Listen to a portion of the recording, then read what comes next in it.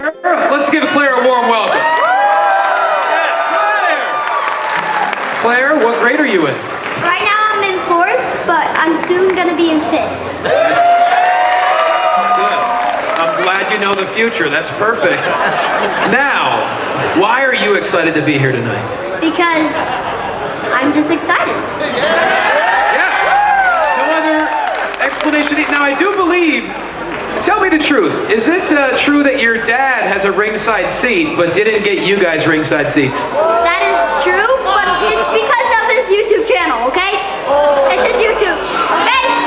Her dad's an influencer. Let him go, guys.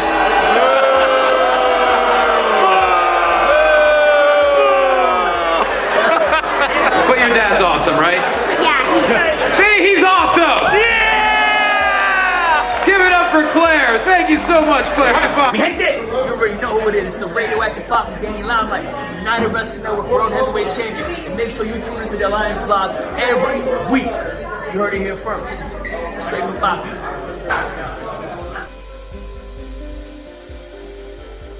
Can you believe that there are some people in this world that did not tune in to the Alliance Vlog podcast?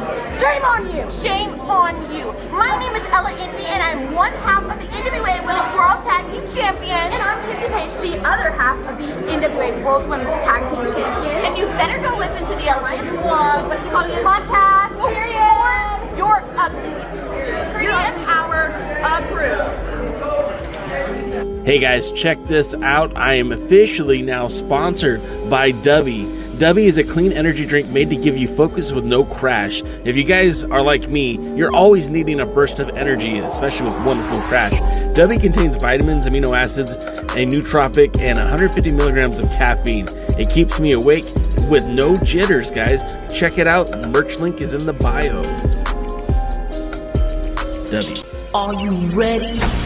Power. You want answers? I think I'm entitled. You want answers? I want the truth! You can't handle the truth! What we've got here is failure to communicate. I'm building an alliance.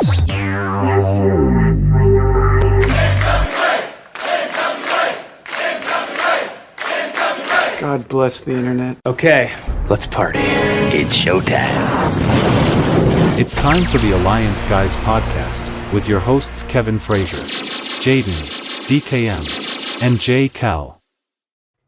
What is up, everybody? Welcome to the Alliance Guys podcast, a presentation of Alliance-Wrestling.com, your number one source for news and información para los National Wrestling Alliance. I haven't got that far yet. My name is J. Cal. My buddy over here is Jaden the Destroyer, and the guy next to him is a very grumpy DKM. Gentlemen, how are you? Oh, are we on? DK's grumpy? Is that something new? He's grumpier than normal. It's a gimmick change, I guess. What was there, 2 clouds for you to yell at? I'm mad because Jay has drank the Kool-Aid. Why, is he an NWA fan? Shame on you. Shame. Jay's been talking positive about the championship series, and he was talking positive about Kerry Morton and how he's starting to become a fan, and I just don't know that I can continue to associate with him. None of that. He eats avocado. Which I've overlooked all these years. But with all this other stuff, I don't know that I can continue with Jay. Why did you do it, Jay? Why did you betray us? Why did you stab us in the back? Say what? All right, first of all, I had some crazy echo going on, so I only understood about a third of what you said. But prior to jumping on tonight's show, DKM and I had a little back and forth about me drinking the Kool-Aid that I'm buying in. And, well, let's have a discussion here, because I know that we have always been a very opinionated about how we think the NWA should be ran. what is good, what is bad, and we've never pulled any punches. And I'm here to tell you that I haven't pulled any punches, but I will tell you what I like and what I don't like. And I think that I've been very clear that as a professional wrestler, we'll go from the first point that we made talking about Tyrus as world's champion. I am still not a fan of Tyrus as your world's heavyweight champion. He's still not my choice. He isn't the guy that I would want representing my NWA. He's not even a guy I'd have on the roster if it were up to me. However, that's not my choice, right? So I roll with the punches. What's good about Tyrus? Well, are you telling me that his promos aren't good? I'm telling you, he would work great as an announcer, and we could get rid of, Velvet After Dark. But I mean, just in wrestling anymore. Okay, are his promos good? I mean, he talks well, but his promos don't make me want to watch him. Hey, that's fair. It's all objective. Am I saying? No, I'm wrong. This isn't objective. This is strictly subjective. No, I mean it's strictly objective. It's not subjective. When you are picking who you want to be champion, there's a recipe that you should use. It should be the guy who essentially is going to put on the best match that's going to get the most tickets sold. That's my formula. I don't know about yours. I don't know Billy Corgan's formula, because for a good 5 years it was Nick Aldis who did everything right except for had a kind of a bad attitude backstage. I don't know what kind of attitude Tyrus has backstage. I don't know anything about Tyrus except for what's presented on television. The dude can cut a promo. You're not gonna convince me otherwise. Do I want to go see him wrestle? Absolutely not. No. I mean, I don't want him as world title. I don't want him as world champion. That's the first thing I said out of my mouth. I also don't want Matt Cardona as world champion. Yeah, talk about a match where there are no winners. No, but so let's continue on with this Kool-Aid talk, because it's still early. We got still people flowing in, so we'll get to more things momentarily. The Champion Series. I know that you particularly didn't like the Champion Series. I also don't know that you watched the entirety of the Champion Series, and I also don't blame you for not choosing to watch it. However, I did. And what I liked about it is I felt like it created a different dynamic, especially because you had to get the taste of Nick Aldis out of your mouth. They were still stuck in the storylines stemming from October, that they bled into the November pay-per-view with very little, we didn't see new tag champions.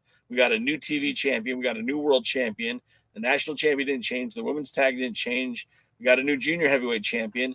I felt like it would have been better served. Yes, I agree. I think it would have been better served if they had spent a lot of those matches by defending those titles, so we had some continuity for storyline. But I felt like the Champion Series overall was an interesting dynamic. We got to see pairings that we hadn't seen before. We got to see matches that we hadn't seen yet. And I felt like the reward is a gimmick to kind of push fast forward on bad booking. I don't need them to build up Alex Taylor and Kerry Morton for a junior heavyweight match. I just know Alex Taylor is going to cash in. I didn't have to have weeks of Kerry Morton promos, Ricky Morton promos, Ill Begotten promos. They just cashed in the match. Now I've got it. Same thing on Power. We didn't need to have Mims go through a bunch of obstacles to get another match at Jordan Clearwater. He cashed in. He failed. Here we are.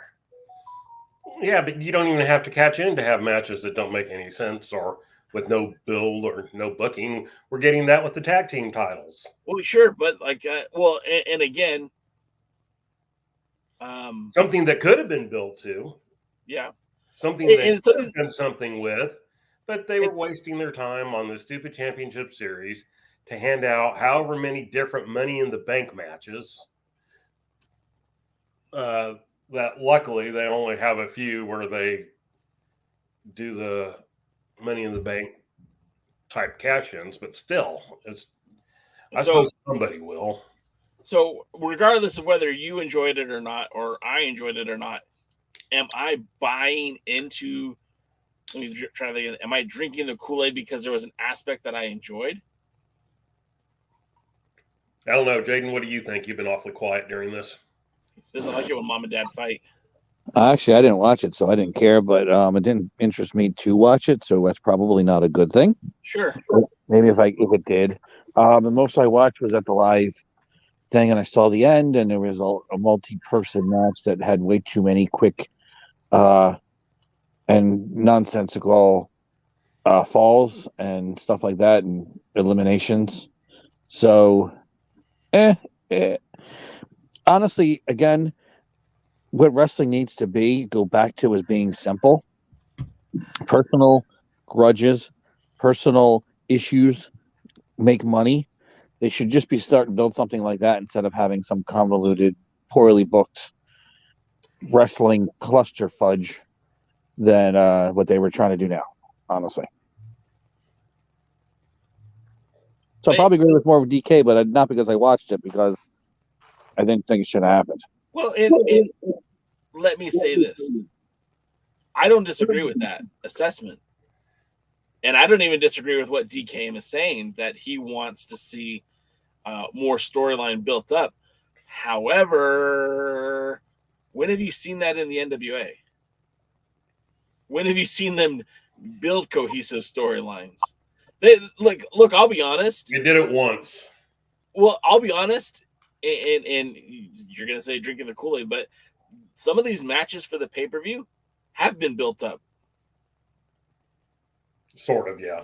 Look, there's not all of them, but let's, if we're going to say what's bad is bad, that's fine. We got to also call out what's good is good. The Renegade Twins and the Pretty Empowered, my girls, they've been building that match. They've built that match. They started in Christmas.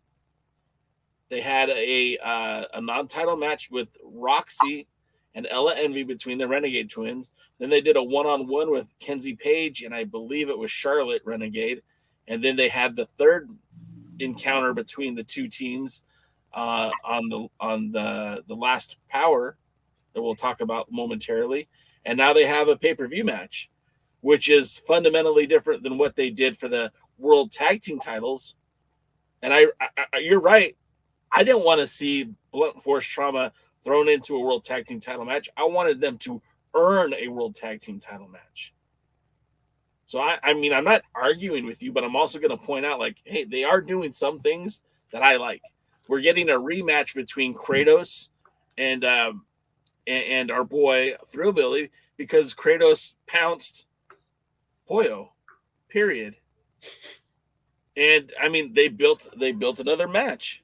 Although and we'll get into all this later, although I'm not a big fan of Singapore Cane matches. For whatever reason, it was supposed to be a intergender tag team match. It turned into two hardcore matches at the pay-per-view. Fodder is going to be challenging Tom Latimer in a Singapore Cane match. And then Angelina Love will be wrestling Camille in a no DQ women's title match. So again, I'm not a big fan of it, but at least they built it. They put some effort into it. Is it just me, or does Fodder look like the love child of Ricky Starks and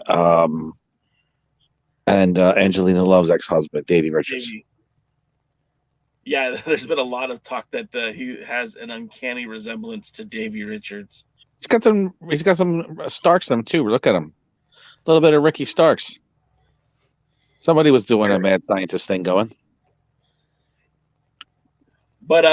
But to continue with what we're talking about, is a champion series the end all be all? No. Would I prefer them to have storylines built up and long drawn stuff out? Yeah, but we've known from watching this program on Power since 2019, October 2019, they have not consistently delivered that program for us.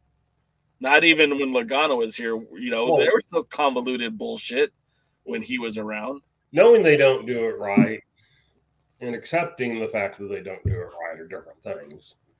And knowing they don't do it right and saying, well, okay, so they blew an entire TV taping, with garbage, then, I mean, it's just it's different things. And even on the buildups,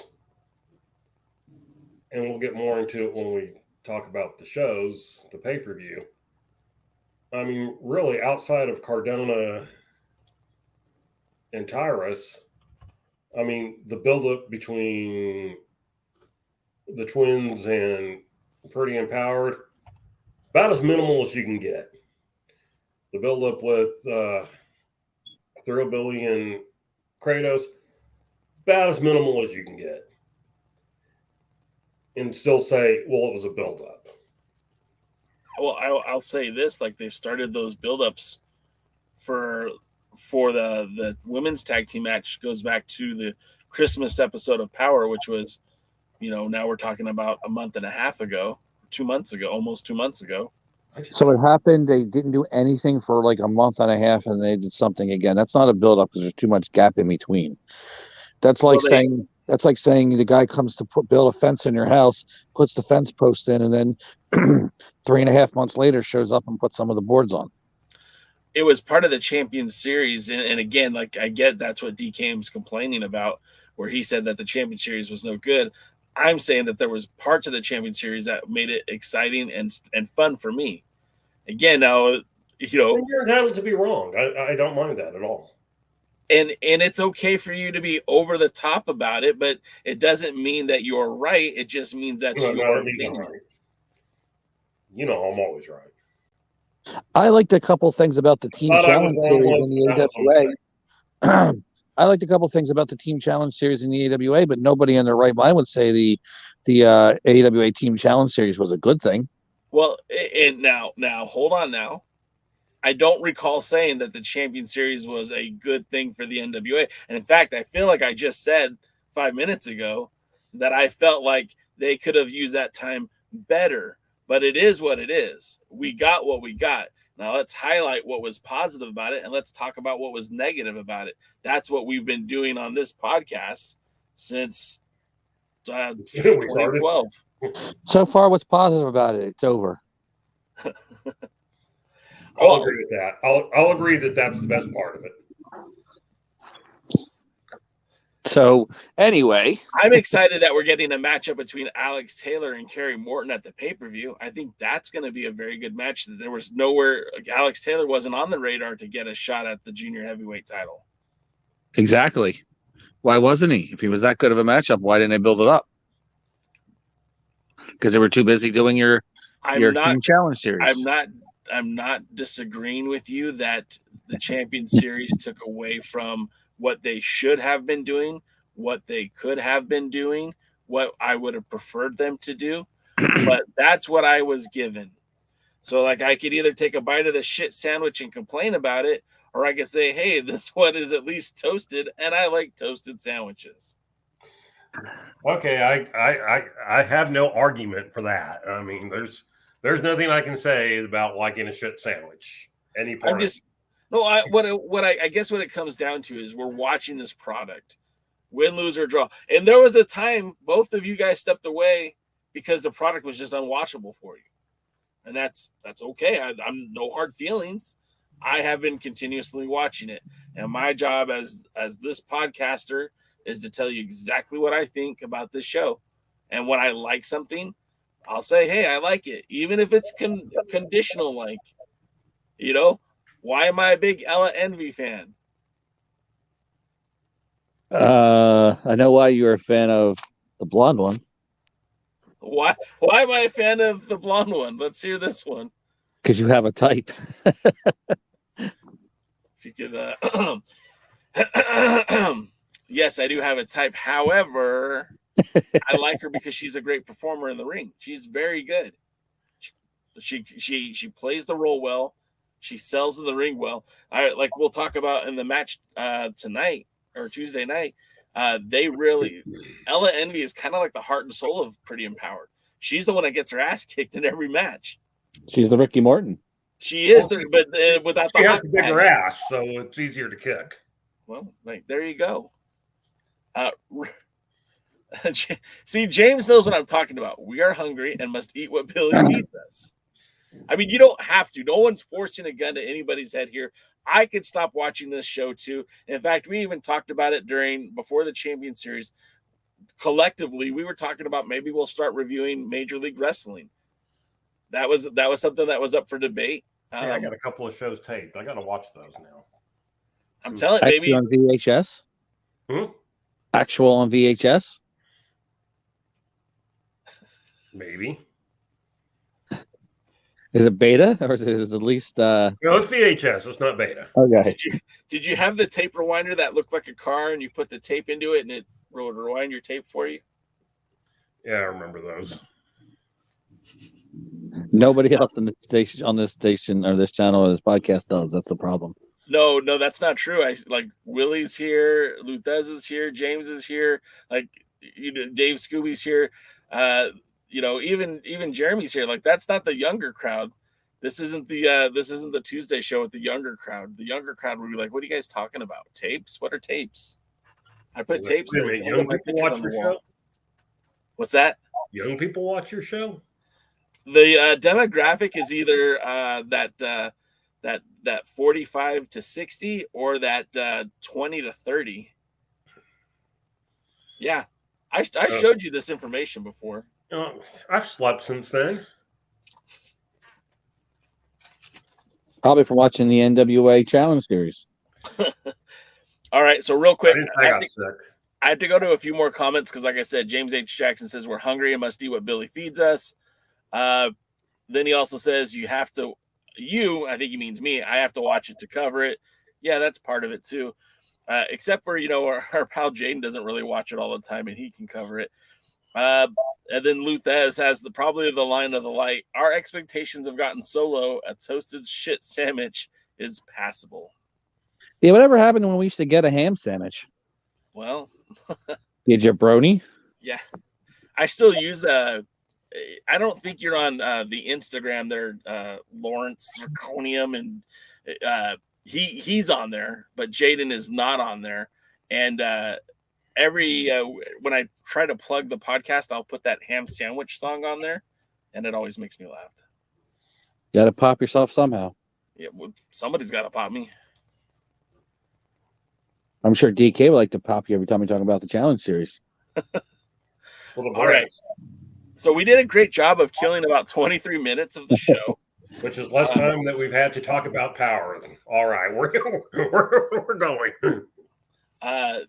But yeah, so I guess to kind of just, I know it was kind of an offhand comment. I know DK was just busting my chops, but I don't feel like I have been swayed. Is that the right word I'm looking for?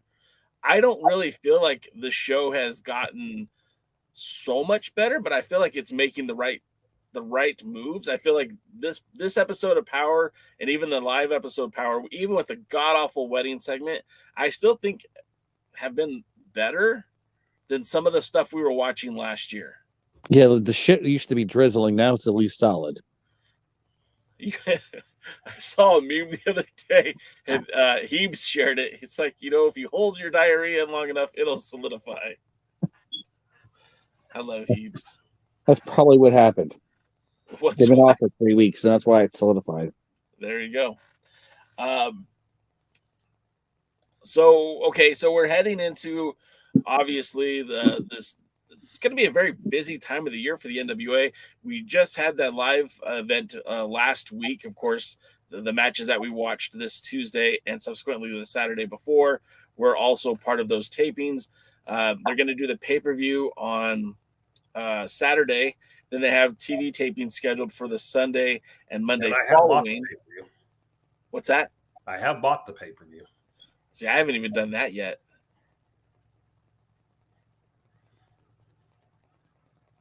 Well, then. Who's drinking the Kool-Aid now? Just kidding. Pay-per-views are decent normally.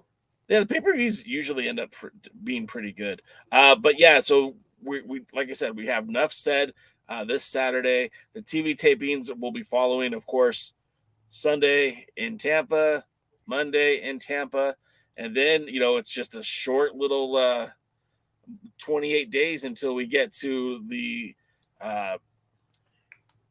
the World is a Vampire event in the Foro Sol, Ciudad de Mexico City. Basically, this is the first of the the World is a Vampire tour, where the NWA wrestlers will be facing the AAA wrestlers. The only confirmed wrestler, and I can only say confirmed because she confirmed it with me, is that our pal, your women's world champion, the one-time Camille, will be in Mexico City. So we wait a minute. Jay's having private conversations with Camille? No, it's Does on Latimer Twitter. know that? It wasn't private. It was on Twitter. Hey, Awesome. okay, I have a question about Camille. So Camille's on your Twitter. Okay. That didn't sound right. It wasn't supposed to. Does Michelle know? Just out of curiosity. Do I need to message her real quick? She is blonde, you know. That is true. She's too fit for me. Hey, I have a question about Camille. Okay. This comes from our good friend Chris Dog. Big Chris Dog. Big Chris Dog. Who never watches the podcast, by the way. I've seen his name in the chat once or twice. He comes occasionally. So, but since we're going to talk about him now, maybe that'll get him back into it. So Yeah, he's got his big ego. That's where the big part of the Big Chris Dog comes in. So Chris posted in one of those Discord groups. You know, I can never remember which ones they are. And he says, I like Camille, but 600 plus days as champion is boring to me. To which I point out that he gets bored easily with champions. And he agrees to that statement. So, my thing is, no one else I'd want to see as champion right now. I'm fine with her holding the title. I mean, it's far from a record. It's far from even the longest recently. Since, Jazz held it around 900 days.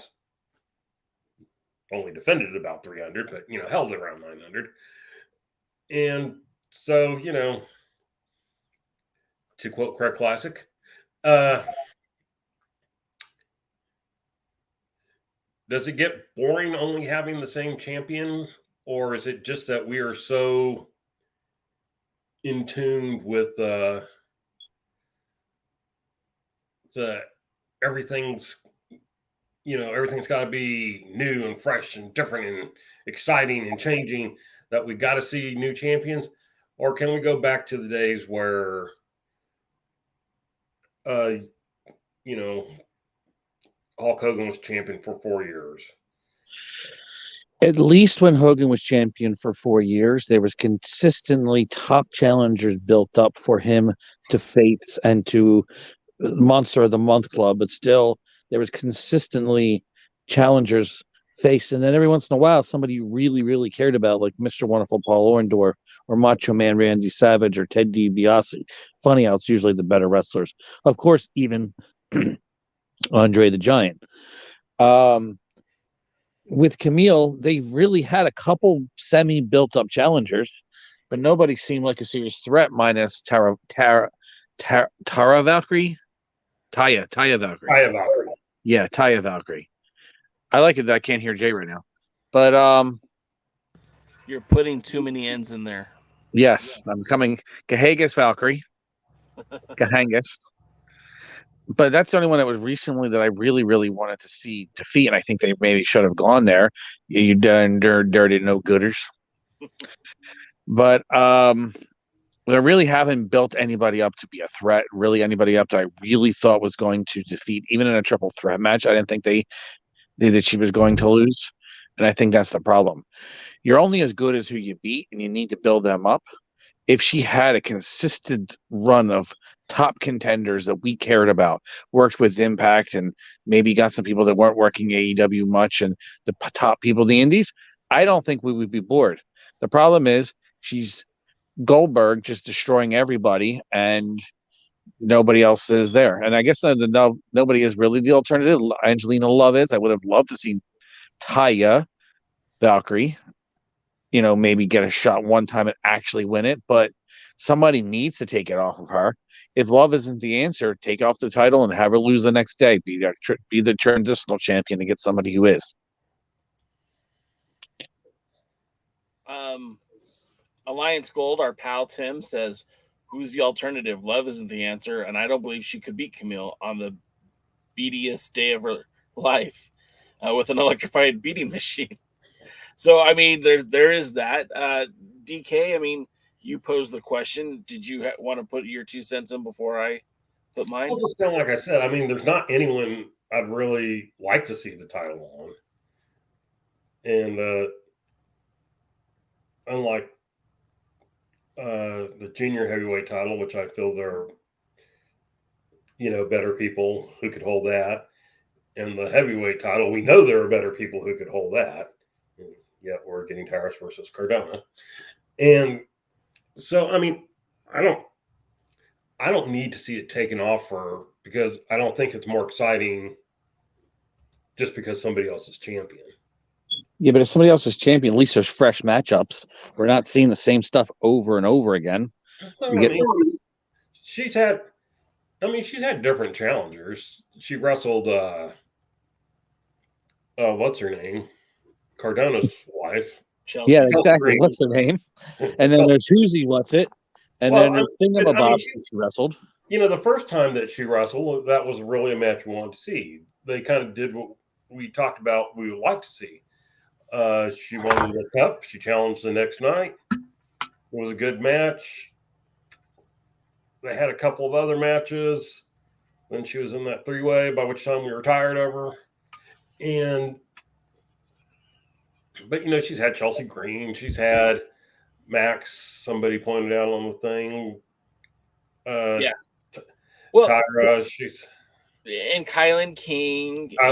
That's who I was missing. And she faced Jasmine Allure at the Revolution Rumble. I mean, the problem you guys hit the nail on the head. There's nobody there good enough at this point in juncture to take the belt off. There were 3 people that they could have used, but they kind of squandered those opportunities. Now, I would have even been okay with Chelsea Green getting a victory early on, but they did not pull the trigger with Chelsea Green getting a victory, and they put her too many times in the same ring with Camille. And then you had that one match with Max the Impaler, which was a very hard-hitting match that Camille just barely won. I wish they would have saved that match for a much, much, much later time. She had a really good match with Allison Kay that I could see them running that one back again too. But, again, Camille was victorious. And that's the problem when you make a Bill Goldberg is at some point you need to build somebody up to take that belt off of her. And unfortunately, there is not a Kevin Nash in this women's division right now. I think the closest thing you have could be Max the Impaler, because let's face it, Taya is not a permanent fixture in the NWA. She's got to come and go when the wind carries her. Kylan King, kind of like our tag team champions, huh? Kind of like our tag team champion. Yeah, Kylan King again is somebody who I think is a really good talent. But is not married to the NWA by any means. And I know that Max isn't either, but maybe Max should be. Maybe Max the Impaler is that person that could take the belt off of Camille and really kind of reshuffle the deck for the women's division. Well, here's an interesting question for you people out there. Real quick, before you do that, I just want to point out what Pollo said. Camille has run through our roster, and we have a pretty damn good roster. And I don't argue that. I think the roster is pretty good. Because, and this is actually the point I'm going to make, not only is there not necessarily anybody in the NWA right now who I want to see the title on. Let's be honest, the most realistic place that we could get women of any name value from right now would be Impact. And the truth is, I don't follow Impact, so I only know, like 2 or 3 names from there. But, Mickie James is out.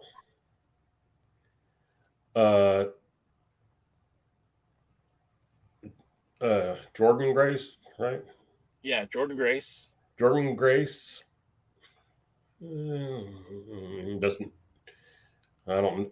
I mean, if you're going to ask me who between the two of them would I like to see as champion, it would still be Camille. There's Rosemary. Is she still wrestling? I don't know. Yeah, I think currently Rosemary, Jessica Havoc, and Taya Valkyrie are like a stable. And we just lost DKM. And I know that they were at one point the tag team champions. I don't know who they are currently. While we wait for DK to jump back in the chat, it was pointed out by Luthez and the Jamming Music Man. What about Genocide? Build Genocide up for a night once, upright for once. And I don't have a problem with Genocide either. Pollo even agrees that Genocide could be built up over time. But this is what Tim from Alliance Gold said. And DK, we'll get back to your point after this. But he says, I don't feel you beat the unstoppable monster with another unstoppable monster. I feel like you need a small, sneaky female version of Colby Carino, who cheats like heck to steal the belt off of Camille. Who is that right now? Well, they kind of did that. Deanna Purrazzo. That's a hell of an answer, Jaden. That's one hell of an answer. Now we know that. And there you guys in the chat are jumping on it too. Deanna Purrazzo. Dave Scooby says is impacting AAA, I believe, and Pollo says Deanna would be outstanding, but I'm not sure we can get her. There you go.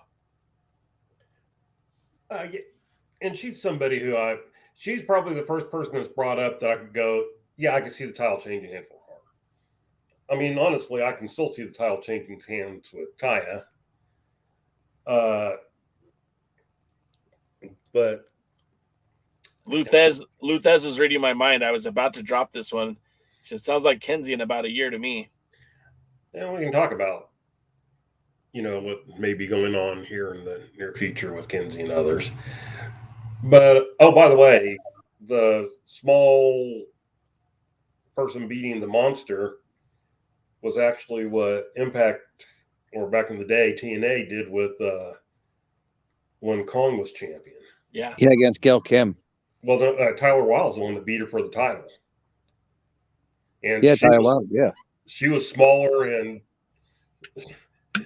she was smaller than the average small wrestler. She still wrestles for Impact too, I think. Mm-hmm. Well, she retired for a long time. So she's been gone for about a decade. She came back and she's using a witch gimmick, a gothy witch gimmick, and she's using my ex-girlfriend's gimmick. Which big fan, turns out. Yeah, she was a witch, legitimately and figuratively. And I was going to say, but which one? I mean, we got to be more specific here. Well, there's one in specifically I was thinking about, but if you knew her, you would understand. But no, nice way to talk about her. Anyway, it is the nicest thing I've said about her in a long time. True. Yeah, I mean, I think there are people out it. And I will also tell you, I think it should be almost like one of those weird surprise ones. Not just a short or small cheater or small face or whatever. But if I'm going to steal from anything recently, you might think more like when Paige first won the Divas title from AJ Lee. And I think there's something to be said for that. So no. And you got to read the question and then respond to it, or the statement anyways. I did read the question. Don't at me, but is Tessa Blanchard's name still big enough? Or is she still considered a toxic element? Yes on both questions. No, she shouldn't be the champion. No, I get the idea why you would flirt with using Tessa Blanchard, because number one, she's a hell of a wrestler. Like, take everything out of the person. I know that's hard to do, but separate the wrestler from the person. She's a hell of a wrestler. However, she's also a toxic human being. I think she's a little bit, kind of like Austin Aries. I mean, there's no doubt that Austin Aries is a talented guy. There's also no doubt that, locker room morale tends to drop when he's around. He may have been fine in the NWA because he wasn't sticking around, but I know in Ring Warriors, things went bad really quick after he arrived. Can I give you a behind the scenes thing about Ring Warriors? Sure. So I don't know if you guys know this, but our good pal Fred Rubenstein was part of the production. He was not only the head referee, but also worked in the creative on that show. And so did our pal David Marquez, who was producing and directing the show. And the night that Austin Aries, because they did 2 nights in Vegas, and on the first night, Aries came out each taped night with all the belts that he had accumulated, the World Series of Wrestling, the Impact World Championship. I think he even had the knockout, or not the knockouts, the X Division Championship. He was dripped in gold, and he wrestled a local talent who was under under a security shirt or something. And I talked to Dave Marquez, and I go, was that scheduled to happen? I go, did you guys have Impact's permission to defend the Impact title on this show? And he goes, no. And then he literally called Anthem, the owner of Anthem, and said, hey, were you cool with that? Are you good with that? And he's like, yeah, I guess. But it wasn't even authorized, and they still ran with it. Yeah, that's one of those. Ask for forgiveness is easier than asking for permission. Camille has already beat Deanna, and John. First of all, thanks for checking us out. Secondly, I guess the problem is, and maybe you missed the conversation, but some of us love Camille as world champion. Some people are saying it's time for a change, and we're trying to think who on the roster would be could even do that. Who could be someone that could beat Camille for that Women's World Championship? And right now, what we're saying is there's nobody on the NWA roster could do it. And we started being creative and thinking outside of the box, outside of the NWA. Who could be the person to beat Camille for that title? And I'll be quite honest, I don't know that there's a very good choice. I don't see a good choice.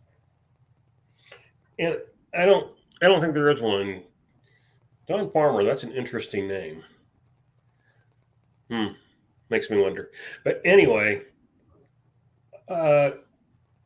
somebody asked the question up there, do we feel Camille would move on, and what's for her after losing the title and whatever. And look, Camille, if she sticks around, could, her gimmick would change from one-time champion to 50-time champion or whatever.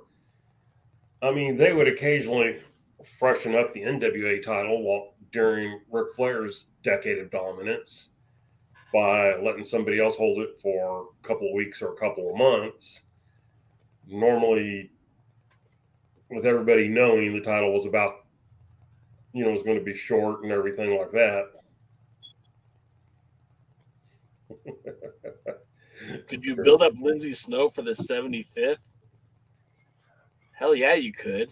Lindsay Snow's awesome. Yeah, I don't know if people know who Lindsay Snow. Lindsay Snow's an MMA fighter turned professional wrestler. And a lot of The American Kaiju is, I think, what she was called. Yes, I believe you're correct. I'm very impressed with Lindsay Snow.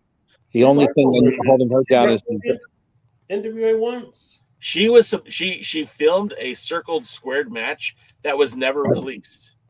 You remember Circled Squared? For those of you who are new to the NWA, Circled Squared was a program that was supposed to be like a talent search for the NWA. And that's basically how Colby Carino was introduced to this version of the NWA. That's how we got, who else was there? Freya the Slaya and Danny Jordan had a match on there. We had the Russians and... who weren't Russian. They weren't Russian, but who did they face though? Oh, they faced Hawk Ari. That's how Hawk Ari were put on the show. How they were introduced to the NWA. So, yeah, I mean, God, Lindsay Snow is a legit badass. I got to see her primetime live wrestle my best friend, Ruby Reyes, and they went to a time limit draw. Lindsay Snow's, yes, she's been recovering from an injury that was pretty severe, like for the past year or two. But I think she would be a great addition to the NWA, and I think she'd be someone that would be welcomed at the 75th anniversary, like you said, Tim, if they could build her up. And to what Pollo is saying, like Lindsay and Camille were connecting on Twitter just today to work out together. And then Pollo also said, by the way, Freya the Slayer was backstage at NWA Power Live.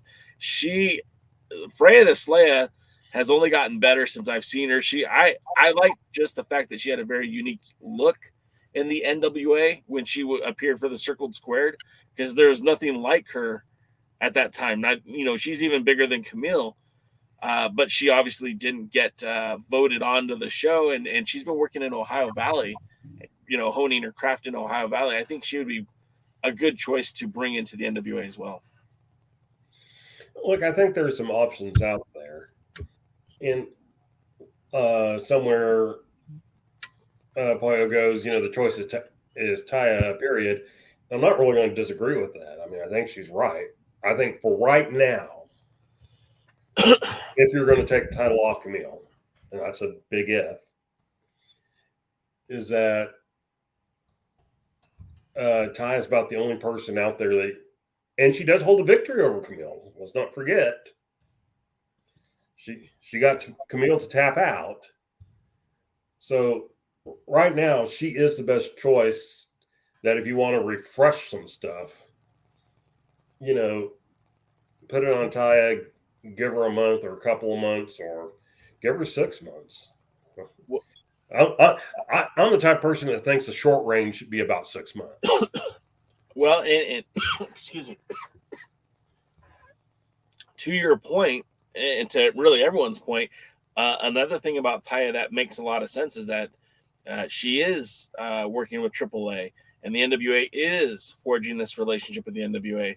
And there were many times in the last year that it would have made a lot of sense, when it was the Reina de Reinas Championship in AAA in Mexico City, I believe. They could have had a title change that night, and then at Hard Times, had a reverse of that. And then Pollo, see, look at this. Pollo's like reading my mind too. What if Taya calls her shot in Mexico? I mean, it is supposed to be AAA versus NWA.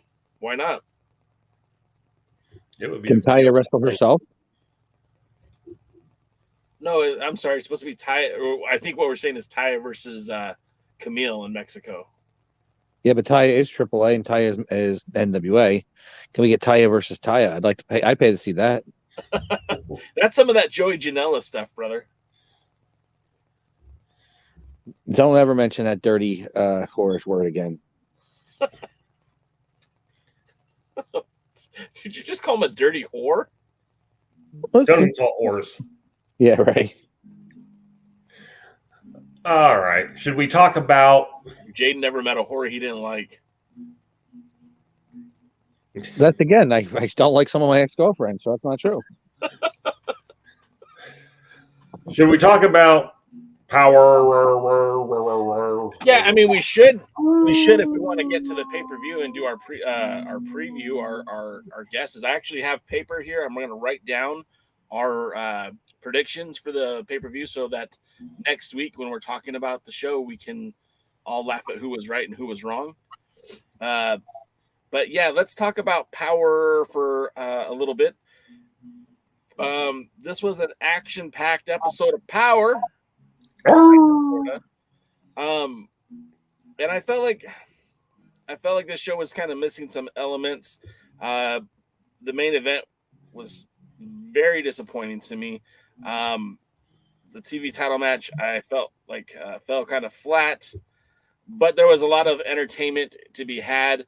The first match that kicked off the night was a rematch between Thrillbilly and Mr. J.R. Kratos.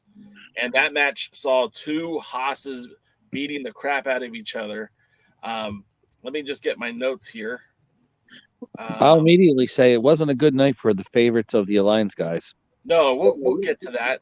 Are we jinxing them? Are they like, screw those guys? This match is a bit of a rematch from their first encounter in the Champion Series first round. Thrillbilly defeated Kratos in their first encounter. And when these two matched up in the ring, I mean, they should have reinforced it. This was like Godzilla meets King Kong. It was just two big, meaty dudes slapping each other. And, there was just a lot of man being thrown around. Predominantly, the match went back and forth, which was kind of exciting with both guys jockeying for position. But the crowd was thoroughly behind Mr. Silas Mason. That promo that he cut on NBC television, the promo that he cut on the live episode of Power, that guy knows how to work that Southern crowd, no doubt at all. With Pollo by his side, Pollo and him, that promo was just absolute money. Get your mama out the field and your daddy out the kitchen. I've been saying that all week, and my kids look at me funny. But they don't like the promo over and over again too. Yeah, maybe.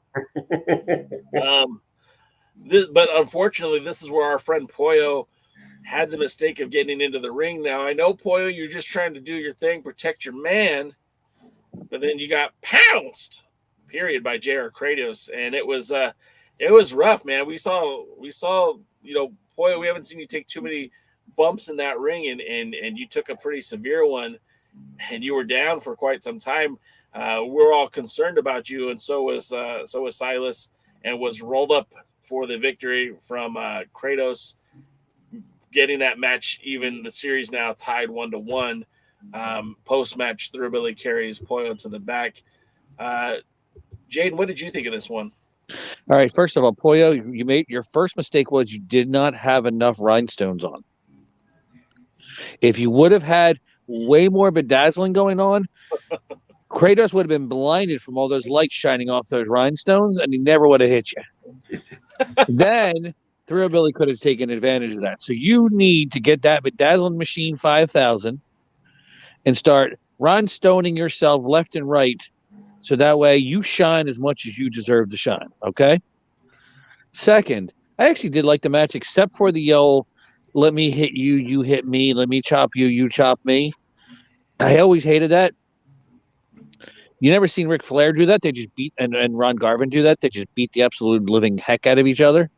And that's what I was hoping for at that exchange, instead of like, hey, chop, and then hey, chop, and then hey, forearm, and then hey, forearm, and then hey, slap, and then hey, slap, and then poke the eyes or something like that.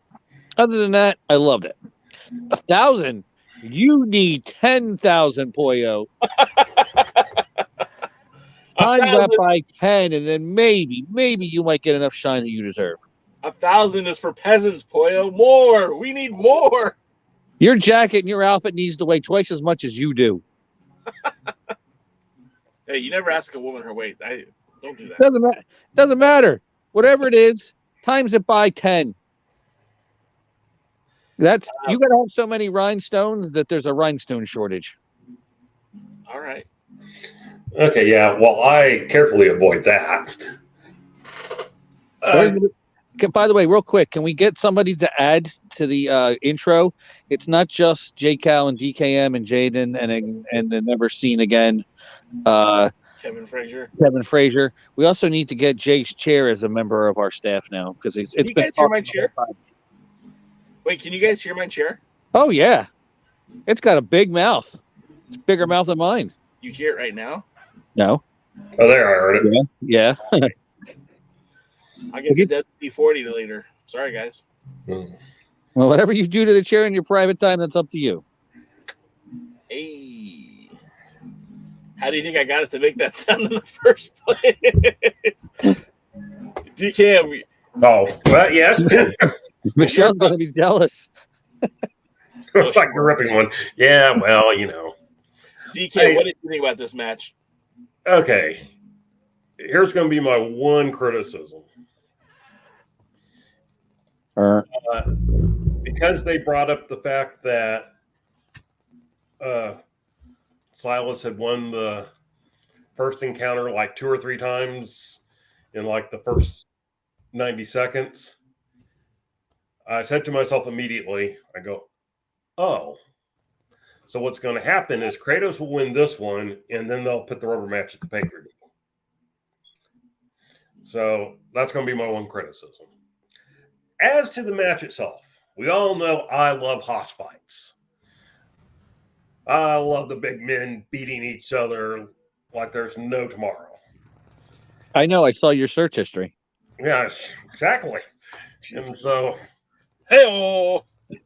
the thing about this, and this is where I am becoming the biggest Silas. The thing about this, and this is where I am becoming the. There we go. Are we getting an echo? For some reason, and I don't know why, the sound came on my YouTube version. I've become the biggest Silas fan. He is in his element where they've been doing these tapings. He is a throwback to me. It's like watching when I used to watch as a teenager, and that was in the 80s. He knows how to work the crowd. He knows how to work in the ring. I don't know how many people noticed it, but there was a time when he had Kratos up for a slam or whatever, and he was literally waving his arm that was holding Kratos to get the crowd into it. I mean, he knows how to engage the crowd. And when you're watching this guy in the ring, you're believing this guy in the ring. I don't know what he's like outside the ring. He may be a scholar. He may read, War and Peace at lunchtime. But I believe Thrillbilly. I believe Silas Mason. Are you saying he doesn't need me? No, honey. You helped make him. It's a package. It's such a great package. It is. Far better than I ever expected it to be the first time I saw it. Yeah, it doesn't look like it should work, but it works like a well-oiled machine, and it's perfect. I've told you people, I don't mind changing my mind. I don't Good, mind. the one you have has been broken for a while. Watch it, boy. Anyway, I don't mind going from I don't like this to hey, this is good to hey, this is great. What Silas in himself is outstanding. Put him with Pollo out there, and you get stars. Absolute stars. It'll be a supernova if you had more of the bedazzling. More bedazzle. Look, real quick too. I want to point something out, and I don't know if you guys have noticed this, but have you noticed the build, if you will, for Silas, the Thrillbilly? He's gotten a lot more developed, more cut up. I've heard people in the, some of the other video clips that I've shared. I was at, DCAM, you and I were both there in New Orleans, and I shared clips of him from his match there against Scion, and I forgot who he wrestled the other night, but people compared him to Terry Bam Bam Gordy, which is not an insult at all. But thank you, Edison. But when you saw him at the live event, man, his chest was a little bit, more sculpted. His biceps look huge. I mean, he's put in some work too. So not only are his promos just coming across as instant classics, then you've got Pollo right there, just mouthing the promo with him, just like what you'd want your special someone to be to be next to you, to have in your back. And I felt very presidential at that moment. I know that's very odd for these pairing, but it felt very presidential. Like she's got his back. And then you look at the guy and he looks jacked in the ring. I'm just saying, dude, really put in some work. And I think they work great. They do. And I'm using the word star on purpose. Yeah. Because you guys know I sent you a clip from Jim Cornette where they had some show somewhere, did a thing where they went and just asked random people. It's not a wrestling show. And one of the things they do is they do like the street interviews, where they just ask random people on the street various questions or whatever. And so the question they'd asked them was, can you name the last 10 WWE champions? I don't think I can name them. And they couldn't. I mean, they named people from the 90s. The Rock, Steve Austin, Triple H. That's who they were naming. And so then they went through and they said, all right, we'll tell you who they are. Roman Reigns. Don't know him. Brock Lesnar. Oh, yeah, I kind of forgot he had gone back to wrestling. Bobby Lashley. Wasn't he the guy in the Trump McMahon loser gets the head shave match? Yeah, that was remember that, huh? Oh, he's still wrestling? Yeah, he's still wrestling. Randy Orton. Randy Orton still wrestling? Yeah, Randy Orton's still wrestling. Kofi Kingston. Talking about the little goofy guy who used to be Jamaican? Little goofy Jamaican? Jamaican me crazy. Yeah, that was him. Big E. I don't know who Big E is. Drew McIntyre. No, don't know who Drew McIntyre is. I don't know how many people I've just named, but that was, basically anyone from the last 10 years, they had no idea who they were. And I've said before, WWE fans, the average life of a WWE fan is 5 years as a fan. I went and was talking to some guys about wrestling because they noticed my NWA hoodie. And so we were talking about it. And so we were talking about wrestling. And so I went through that list. Brock Lesnar was the only person they knew. And they were the same. They're like, oh, he's wrestling still? Yeah. Well, I stopped watching it, and both of them stopped watching like around 2007. And these are two different guys, two different ages. And so, here's my point. If you want to make stars right now, and I mean this with the utmost sincerity, you got Silas Mason, the Thrillbilly, who's doing an 80s Southern wrestler gimmick as good as they did back in the 80s. He knows what he's doing. He knows how to work. He's working out. He's looking better. It's a gimmick that over time you can alter and make a little more serious if you want to get him into a serious run with, for the world championship. And you put him alongside POWERRR, who's got that absolute glamazon look, even if she does need more bedazzle, according to Jaden, who's got that voice that just works so well. You got this pair. You send this pair out, and you let them do interviews, and you let them talk about the NWA. I swear you can get more people in doing that than you can from Tyrus on Fox News. I 100% agree with that. They are going to appeal to people who want to watch wrestling. The only problem with the Fox News crowd is they're the people that saw David versus Goliath.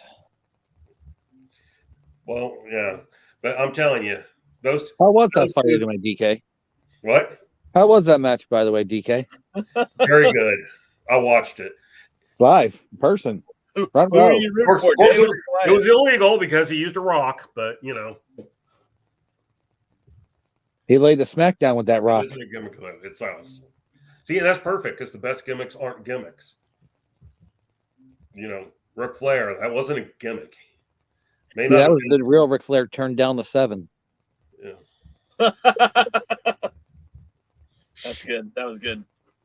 So, again, to quote Craig Classic, they got something there, and they damn well better take advantage of it. And Pollo said it isn't a gimmick though. It's Silas, and I think that's pretty. That's pretty telling. They've always said the best gimmicks are just that personality with the volume turned up a little bit. So that's good. That's good for Silas. Hopefully that leads to bigger and better. Of course, we want to see the growth happen in the NWA, but at the end of the day, I just want to see people make a living doing this. So. Said she wants to send you a clip of an interview. So we want to see the clip of the interview whenever she has a chance to send that. Yes, we want to see that. We'll try to get that up, even if we can try to get it tonight. I'll try to figure it out. All right, we're at the match number 2. Yeah, match number 2. So then we get Pretty Empowered, the B team, taking on the Renegade Twins. Now, this again was a rematch from the Christmas episode, with 2 additional stipulations added to this match. Number 1, that Kenzie Page would be handcuffed to the ring, and that was an awkward moment with the Kyle Davis and pulling out pink fluffy handcuffs. And then the other stipulation for the match is that if the Renegade Twins would win, they would get a shot at the tag titles at the pay-per-view. Again, this match had some, merit. Again, it had been built up for a couple of weeks now, going back to the Christmas episode where Charlotte and Robin faced off against Ella and Roxy. And so this was kind of a rematch from that one. But then also just last week, we had Charlotte take on Kenzie Page, where Kenzie used that aerosol to get the victory. So there is this interesting dynamic that's been going on, that's been built up. It's weird when you watch Ella Envy and Kenzie Page tag team. I do feel like Ella takes the majority of the punishment, but during this match, I felt there was this really a big dichotomy in the way that Ella Envy kind of got punished in the ring, and Roxy was kind of doing all the work, and that's not something that I guess I had noticed before. But she was very dominant in the ring. And, she was laying in some stiff shots against Charlotte and Robin. And then, it always felt like Ella was constantly in peril. So the matchup was, it felt like it was mostly a Renegade Twins match for the taking. And then we got some weird outside activity because Kenzie's little sister came to the ring. And the announcer said, does she have the key? Does she have the key? For whatever reason, she jumps up on the apron, and her and Ella collide. And that causes that basically the distraction causes Ella to get take that finishing move, the variation of the heart attack that the Heart Foundation used to use. So I don't, that distraction costed Pretty Empowered the match. And I don't know, maybe it's setting up something, maybe that we're going to see a split between Pretty Empowered. Maybe Roxy and Ella will go their separate way, and Kenzie and her little sister might become a tag team, or maybe I'm just reading too much into it. DK, what did you think of this one? Well, I kind of had the same thought, not necessarily Roxy and Ella going their own way, more Roxy and Ella becoming a team, and then Kenzie and her sister becoming a team. That's what I was thinking. Yeah, kind of for feud. Well, I thought when you said it that you're talking about just Roxy and Ella splitting away. Oh no, I meant like them forming their own tag team. Yeah. Because then if you did something like that, then you just double the amount of the women's tag team wrestlers. Well, it'll be one of the first times we've seen a tag team split that made sense. And you're not wrong. And so, and I'm not saying that is what they're doing. It was something that did make you go, And so it was interesting. The match itself was okay. I don't know that I loved it. I don't know that I didn't hate it. I don't know that I loved it. Yeah, I didn't hate it either. Maybe the Twins took a little bit too much punishment for my liking. in the sense that I kind of would have rather have seen maybe Roxy be in peril more. And yeah, I felt like she got a lot of offense in, like for the B member of the team. You know, like she's not a full-fledged member of the Pretty Empowered, so it was kind of interesting to see her laying some shots in. yeah, it was. I don't know that there's a right or a wrong to it. It was just interesting to me, and so and probably one of those. Not the way I would have laid the match out, but I try not to do that. Again, it wasn't bad. I don't have criticisms of it outside of the Twins. You could see some greenness in them, and there was a little bit too much commotion at the end that I couldn't quite figure out. It would have been one thing I think if they'd actually freed Kenzie Page. I did like the fact that Kyle had the pink fluffy handcuffs, because it kind of confirmed a lot of things I was thinking about him anyway. But anyway, that's my thought. Jaden, did you have any other thoughts? Did you have any thoughts to begin with? All right, to start off, Kyle, you don't get the pink ones. You get one of the zebra stripe ones, the white zebra stripe or the blue zebra stripe. That's the way to go. All right. Number two, I've seen lots of Twins taking a pounding, but it wasn't quite in the same way. Number three, which one of the Renegade Twins defeated Arn Anderson for the television title? Oh, boo! That was their rip off. That was their great uncle. Oh, okay. The match was all right itself. I liked it. The finish was a little convoluted. The afterbirth was a little convoluted, but otherwise it was okay. I enjoyed it. I like Pretty Empowered, and I could see the potential in the Renegade Twins. The Bellas 2.0, but I could definitely see the potential in them, and I think they have a lot of talent, and I think that could be something. I think we have new champions on the rise. Oh, I mean, it's possible. We'll get to the prediction part of the show later, but I do feel like the match itself was fine. I didn't hate it. I didn't love it. But again, was it better than what we've seen in the past?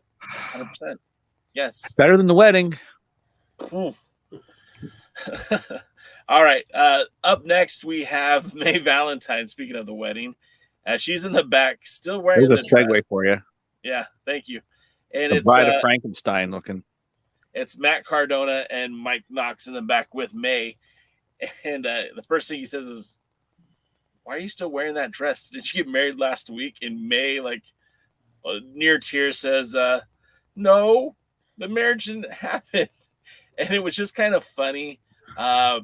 I like that they're sticking to it, but then it made me think back to, Matt Cardona is married to Chelsea Green, who famously was the hot mess in Impact, who had a wedding go awry similarly. And then I started thinking, who was booking Impact back then? Do you have an answer?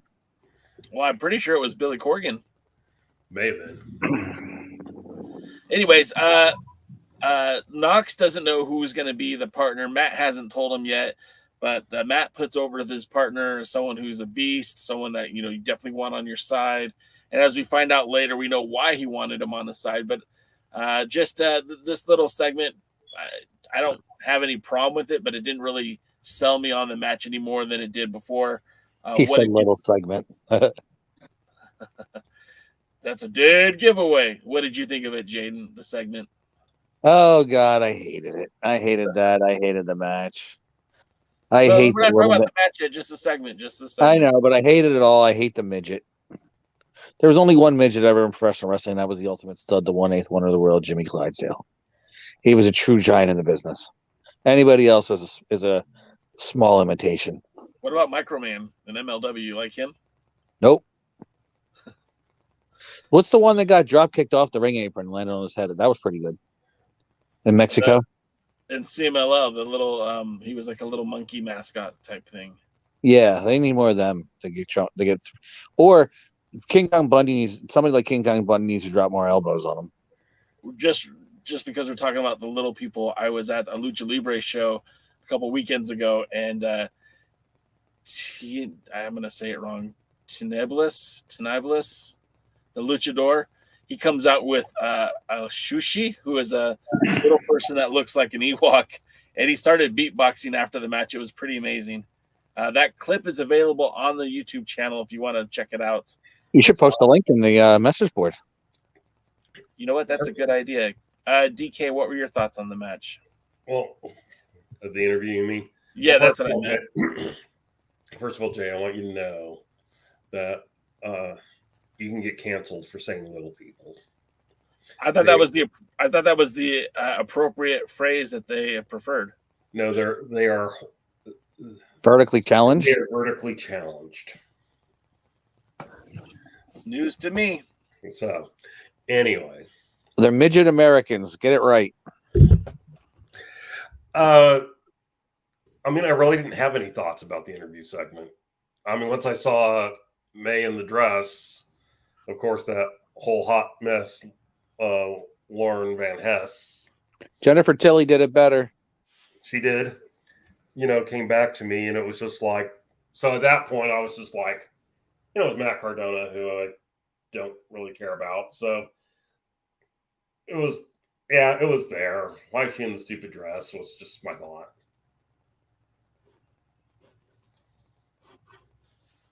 Okay, match. Well, hold on. I have the message and I'm trying to bring it up here. I don't know if I'm going to be able to play the volume on it because I've had that problem in the past, but let me see if I can, real quick, I will talk about, can you save it to your computer and play it? I'll see what I can do. Damn it. Hold on.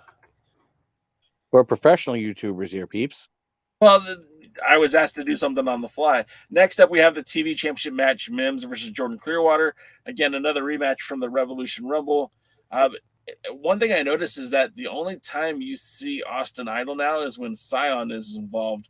He hasn't come out with the Jordan Clearwater for a while. That's always been kind of Black Jesus a thing. And now with the world champion Tyrus, Jesus out there with him as well. So I feel like, you know, we're only seeing Idol now when he's mentoring his son, Scion. So anyways, that's because once you go black, you can never go back. All right. I kind of feel like the NWA doesn't know how to book Mims. No. Because we see this very hungry wrestler. He was on our podcast a couple weeks ago. He's very educated. He's very well spoken. He's articulate. He can cut a promo. He was living in kayfabe. I mean, he did everything right. He'd do everything you wanted him to do. He's a homegrown talent for the NWA, the closest thing they have to it. He was on the very first episode of Power, and they keep putting him in these positions where, man, I almost thought he was going to beat Tyrus for that TV title, and then he didn't. And then he had the rematch, and he didn't. And then he faced Jordan Clearwater at back in Chamelais, New Orleans, and he didn't get the job done. Time limit draw. And that's what we get here. And I feel like for somebody who is such a well-versed athlete and really starting to come into his own, I think he deserves better than this. And I don't know that I would have put this match on this soon after his last match and have the same exact result of not being able to close it out, losing by time limit count out. Time limit count out. Excuse me, time limit draw. Excuse me. There was a minute and a half of this match was just Jordan Clearwater stalling, which is a great heel tactic, but you know it just makes Mims look like that much of a, you know, not a very confident wrestler because he should have just went after Clearwater instead of allowing him to go outside the ring and take his time. I mean, we only got about 3 minutes of action in that 6:05 minutes, and even that half the time Clearwater was stalling. So, I mean, the match ends in a time limit draw. I've wanted that TV title to become a work rate title ever since Clearwater won it, and so far we haven't seen that yet. And it's a 6:05. That's why. It's a stupid time limit. 10 minutes should be the start, 15 in a pay-per-view. And then what they should have done is done 10 minutes the first time, 15 the second time, maybe even a third time if you can really get a hot match out of that 15 where Mims almost won, and go to a 20 and then do no time limit for the TV title. That's how you build that up. No, they're doing it all wrong. The 6:05 thing is just because of TBS, and it's a stupid thing for a time limit. It's funny for name for a podcast, stupid thing for a time limit. Drop that stupid stuff. That's fair. That's why it sucked. Imagine if they would have had a hot match for 15 minutes and then Mims was just about to win and the time limit expired. How pissed would you be? How much would you want to see him get a longer match?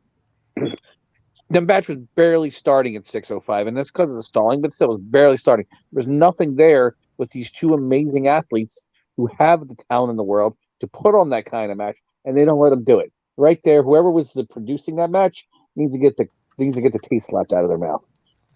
It should have been 6:05. It should have been built every time you do with a time limit. You get a longer and longer match, and that way, eventually, you build to a match where there's no time limit, and then the outcome happens that you want to see. Nobody wants to see the outcome because they never gave a chance to want to see the outcome. I blame Avocado. You got to blame something. The Champion Series. It's the Champion Series' fault. You got to blame it on someone. Blame it on the rain. Milli Vanilli? Why not? Yeah, I don't like predetermined music groups. I like real stuff like professional wrestling. Exactly. Why are we all jumbled in their own place? Because I'm trying to play a video for you, gentlemen. Oh, and I'm doing the best that I can. And just be patient with me. And all right, here we go. I'm gonna try my best here. Let's see. Is it playing? Music sounds not. Click the picture, make it bigger. Nobody even thought. There you go. I'm not sure if you guys are. I don't even know if you guys are seeing it. Yeah, we're seeing it. I heard like a few seconds of the sound and then it stopped. Check the volume again. Volume's off. Silas Mason and the lovely Pollo Del Mar walked into St. Louis as incredible. It's not letting me put it full screen. The lovely Pollo Del Mar walked into St. Louis as incredible underdogs where nobody even thought that we deserved the opportunity to step into the ring with an MLW openweight champion and former Ring of Honor world champion like Mr. Davey Richards. We walked into his hometown to choruses of boos as the audience was absolutely lifting him to the heavens with praise and applause. And what truly happened that night, Mr. Kazana, is that the Thrillbilly Silas Mason proved to the world in front of Davey Richards' hometown and his adoring fans that he is a top-notch athlete and is deserving of any opportunity he has to step into the ring for any championship, for any company around the world. And I agree 100%. By the end of that match, Mr. Joe Kazana, I would challenge you to go back and watch to find that the very people who had been jeering us as we walked to that ring, by the end, a significant number of them had discovered that they were observing the beginning of a career-defining moment for the Thrillbilly Silas Mason. And they were watching two future superstars in the making, and the audience had risen to their feet in applause for us, Mr. Joe Kazana. And I was there. I saw the whole thing. The Thrillbilly Silas Mason was destroying their hometown hero. So were it not for an unfortunate incident at ringside, we would have taken victory. And I remind everyone that we only lost that match by a hair. All right. I like. You know the best thing about that interview? Let's hear it. It was 100% true. Yeah. Everything she said was true. If I go back to when my opinion about Silas and Pollo changed the most, not a complete 180. They were already growing on me, kind of like fungus. But when it became, okay, now I'm a fan, it was that match. Yeah. I think you're right. And I think that I watched them with Davey Richards, and of course we know Davey Richards is a talent. But that was something that made me perk up, take a look, and go, hey, this guy is good. And he has grown into that. That match may have given him the confidence he needed as he's gone on and become even better. It's everything in that interview was true. There was not one thing in it that wasn't true, especially only lost by a hair. But that was it. That was the point. That's when I became a fan. Hey, Pollo, do you have one of those extra wigs for DK? I really would love to see DK with that wig. I would pay to see DK with that wig. Do you have one you don't use anymore? I'll pay for shipping. Ship it to him. I will pay to see DK in that wig. What, the Farrah Fawcett one? The one that was at on the ring during that match. Oh, okay. Okay. It doesn't matter which one. Any one of them. DK, I want to see you with long platinum blonde hair. I'm willing to put the wig on, but I'm not wearing makeup. That's fair. All right. You mean more makeup? You're wearing some now, aren't you? Yeah. Really, my eyes are perfectly smooth and clear in a beautiful skin tone color. All this wrinkle and puffiness and bagginess, that's makeup. So next up, we have May in the back with Aaron Stevens. And the look on her face when he walks in is just priceless. I'm not going to talk about Jordan Clearwater and Mims. Oh, I thought you did. Go right ahead. I know you interrupted me with your video. Seriously, though, yeah, it's like it's one of those weird things where like the NWA in one way is doing the right things and getting a rivalry going between them, but the execution seems poor to me. In the first matchup that we saw live in New Orleans, Jordan Clearwater, Mims was the one saved by the bell.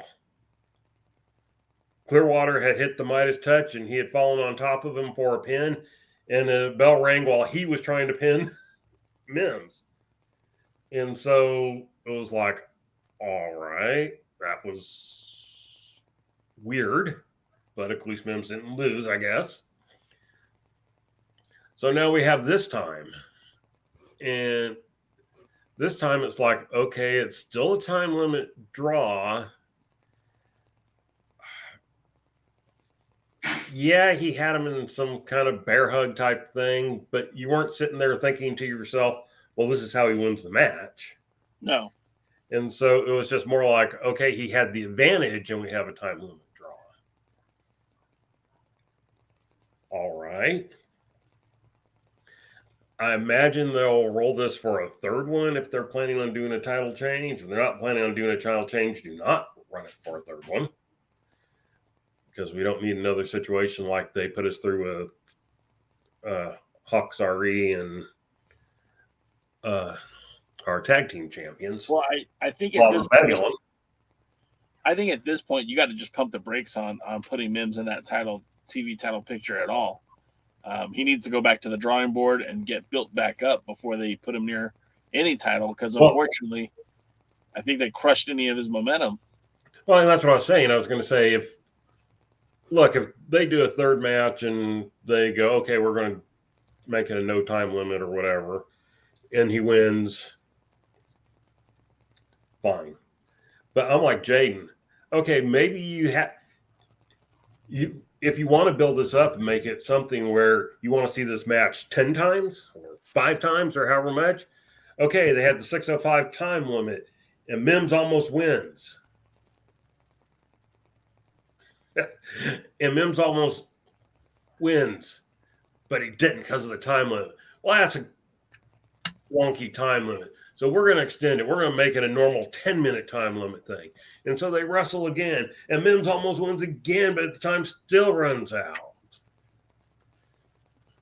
then you can keep adding 5 minutes or whatever every time, you do the match, or, jump it up to a 20 or whatever. And then you can have a finale with no time limit, because these guys keep going to a draw, but where they're really going at each other and they're really wrestling well. They have the talent, they have the skill, they can hold the crowd. Hopefully they have the stamina to go, for a longer period of time than 6 minutes and 5 seconds. Most men can't, but I bet you they can. No lie there. And then, that makes you want to see it, because now I'm waiting to see that title change.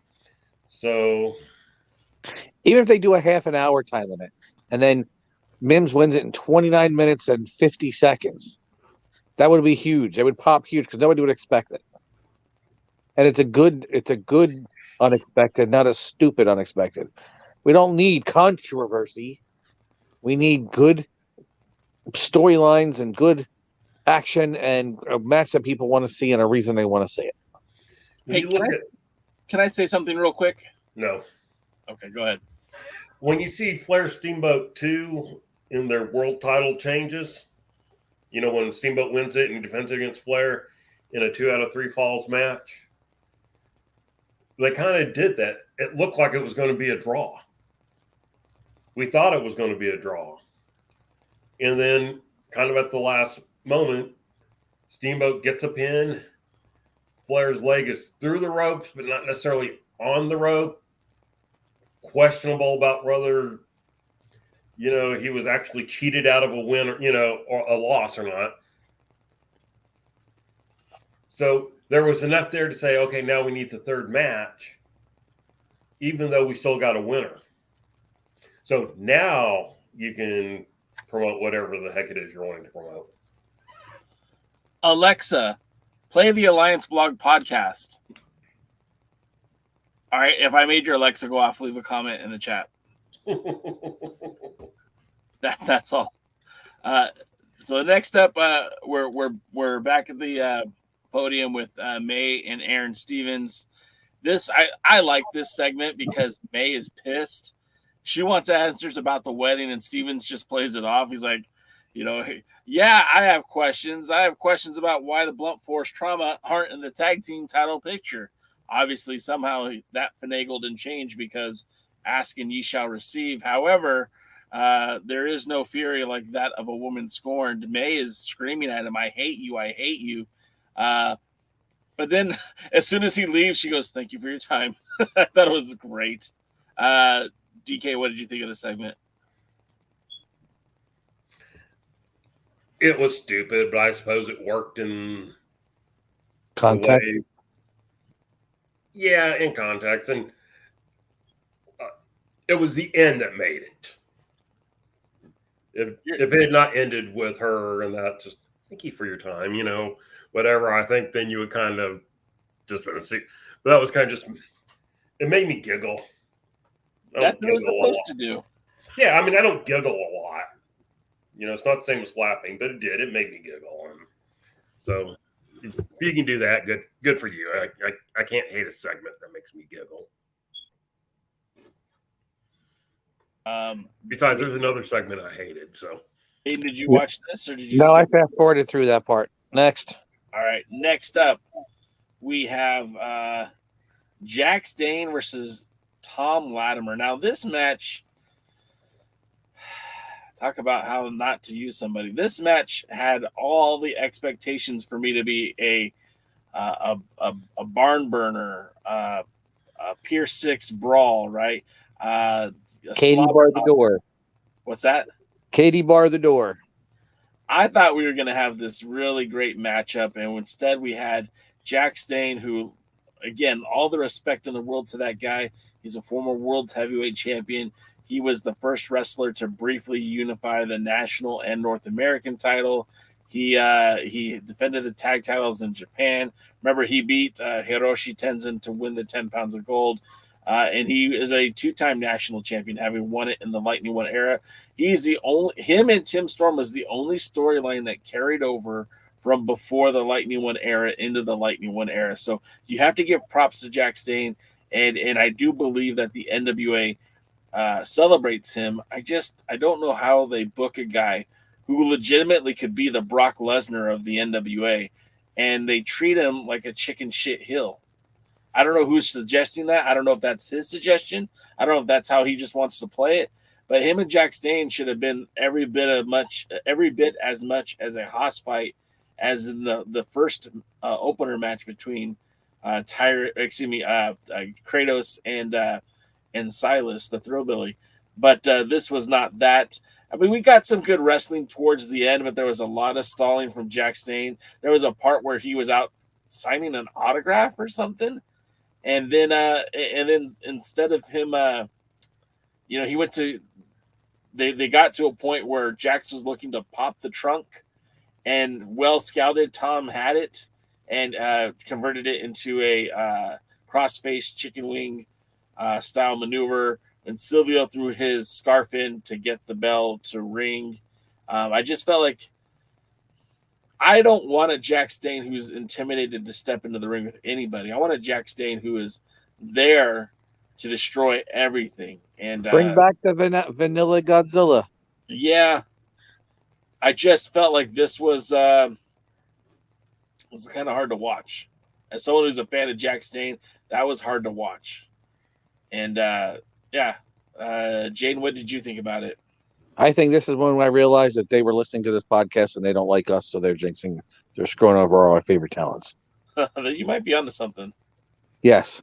Billy, it's just because I'm a better booker than you and I make more sense and I have better looking hair that I think you're jealous and you're jealous that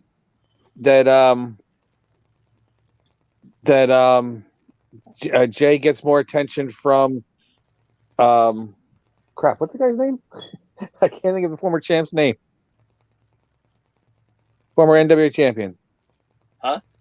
Former NWA champion. Doesn't like it. Yeah. He gets more. You're just jealous because Jay gets more attention from Pierce than all this than you do right now, and he doesn't even talk to him anymore. And you're jealous that DK has a better makeup artist than you. You're just jealous because that's what I'm thinking. Because that match, I did not. I was expecting that to be. I'm not a big Latimer fan. I know. I just for some reason I can never get into him. But I was looking forward to seeing that match when I saw what it was, and I was thoroughly disappointed. Yeah. It should be two future contenders for the world title battling out in a match where anybody who wins is automatically elevated, and I don't think it elevated Latimer at all. No. DKM, you go ahead. I don't want to steal your thunder.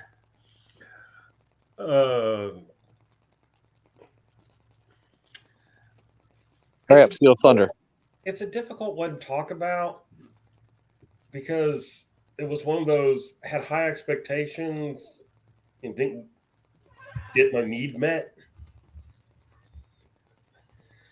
And it didn't make sense to me. It was like, okay, they're beating up Latimer's knee, which that part's fine because that gives them something to have to battle through at the pay-per-view, which is just 4 days away or whatever. And so that's like, okay, I kind of see that. But, get Jax disqualified or something for doing it. I didn't understand we're going to put him in submission. His advocate, lawyer, or whatever is going to throw in the towel immediately. He's not upset about it. Okay, Latimer doesn't look good because Jax didn't submit. Jax doesn't look good because he lost the match. And where was Davey Richards from Wish? If they're building up the match from this, if they're trying to build up a match with them versus whatever the hell his name is, Fodder, Jobber. Where is he? How come he couldn't interfere? They could have both beat up on Latimer. That would have made too much sense, I think. Yeah. See? Billy Corgan, you need me. It's not wrong. But yeah, it was just one of those. It was I was left. I'm not mad. I'm very disappointed. Our pal Mike had the great Wishy Richards. Wishley Richards. Wishley Richards. I like that. But anyway, like I said, I'm not mad, but I am disappointed. And yes, I watched the Rebel Wars product. I think I'm mad. Honestly, I think I'm mad because just Jaden on the fly came up with 3 or 4 different outcomes that could have been a better solution than what happened. Nobody looked good in that. Everyone looked worse off for having it. And it's a match. You know, the only bright spot about that is at least Tom Latimer didn't do the job again. But, you know, I don't know. We'll move on. We'll move on for my health and well-being. Next up, we have the 6-man tag main event, the night you've all been waiting for. Matt Cardona wins. We're going to go death match in Tampa. If Tyrus wins, it's going to be straight up just a single one-on-one match. And, of course, Matt Cardona chooses the man who holds the most victories against him in the NWA, a man who's been a thorn in his side for some time. I'm talking about Rolando Freeman. As soon as I saw Rolando come out, it wasn't VSK. It wasn't Brian Myers. It wasn't somebody on the roster who might have a vendetta against Tyrus. Like maybe the Pope. I don't know. No, it was the laughingstock, the joke, the punchline. And, you know, everything about him was just a joke in the match, from pulling out the weapons to doing his little spot where he's slapping his hip. I think they called it the spectacular dance. This was stupid. And then you get Tyrus who comes out, and I'm thinking for sure you're going to see Scion and perhaps Black G's step into the ring. No. Because at least it would have been a midget versus a midget. Yeah, that's what exactly. But no, he comes out with Carnage and Damage, and like you're thinking, well, holy crap, man, he's coming to win. Like he's bringing in these 2 legit badasses to come help him win this fight. That it just looks like he took very, very seriously, and Cardona treated it like it was a joke. And I want him to drop the elbow on the midget so bad. I actually might have cheered Tyrus then. Drop that refrigerator right on top of that guy and put him out of the NWA. Yeah. I was surprised to see Blunt Force Trauma come out with them, but it made it seem like it was a serious, like, all right, cool. We're going to get some good wrestling here. And then the match literally lasted like 5 seconds, a little tongue in death grip, and I do mean little, on Rolando to end the match. Thus saving us from another hardcore match that we didn't need at a pay-per-view that already had too many hardcore matches, and thus ending tonight's episode of Power. I don't know, man. I wasn't into this at all. I thought like if they would have taken it seriously, especially by bringing out Damage and Carnage, I thought like it could have been a lot of fun, and it just wasn't that at all. You know how I would have booked the ending? How's that? They would have did the Doomsday Device on Rolando, and then Tyrus would drop the big elbow on him, and then they would stretcher him out. And then we'd never have to see him again. Never have to see him again, except for when the oil spot he left in the ring. That's how I would have booked that ending. DK, what did you think about that ending?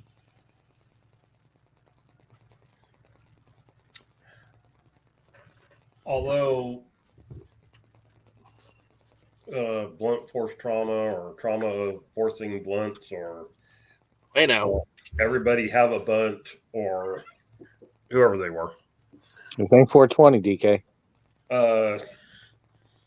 As I call them, Doom 2.0. It's all right. Ron Reed and Butch Simmons. Exactly. I mean, are they a good choice for tag team partners? Sure. Why? When you have your own stable? I didn't fully get that. The checking of everybody so thoroughly, like they never do. Yeah. And took forever and 3 days.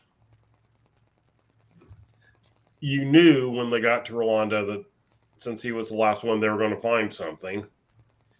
Begin with, he had something sticking out of his boot. I like how Tim tried to play it off. Oh, he just wanted to weigh in heavier. Well, what benefit does that do, Tim?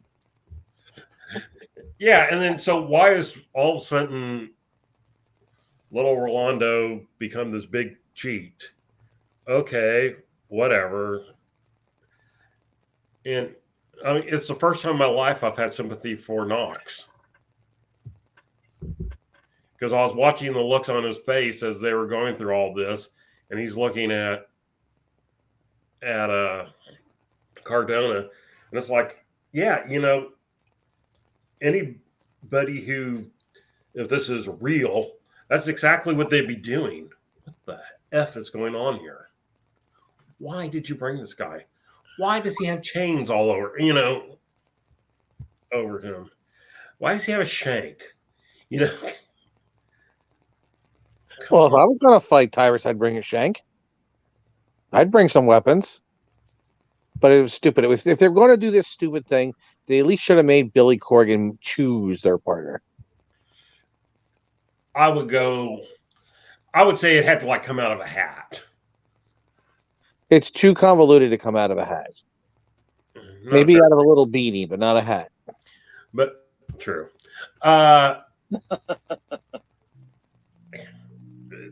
The good thing was Tyrus flattened him in 1.1 second, in that the stipulation is a singles match with no outside interference, with Black G seemed upset about, which I didn't get at all. And I mean, everything that happened before the match was almost as much a waste of time as the wedding. Almost. Yeah, why is the main event the worst segment? This isn't AEW. It should be the good stuff. 2 weeks in a row. Well, so far, every episode I've seen recently. When they put the wedding on last, I was okay with it, because then it's like, oh, you can just shut it off. Because that's going to be bad. But, there is, under theory, there could have been a decent 6-man match that took place here. But it's like, no, they had...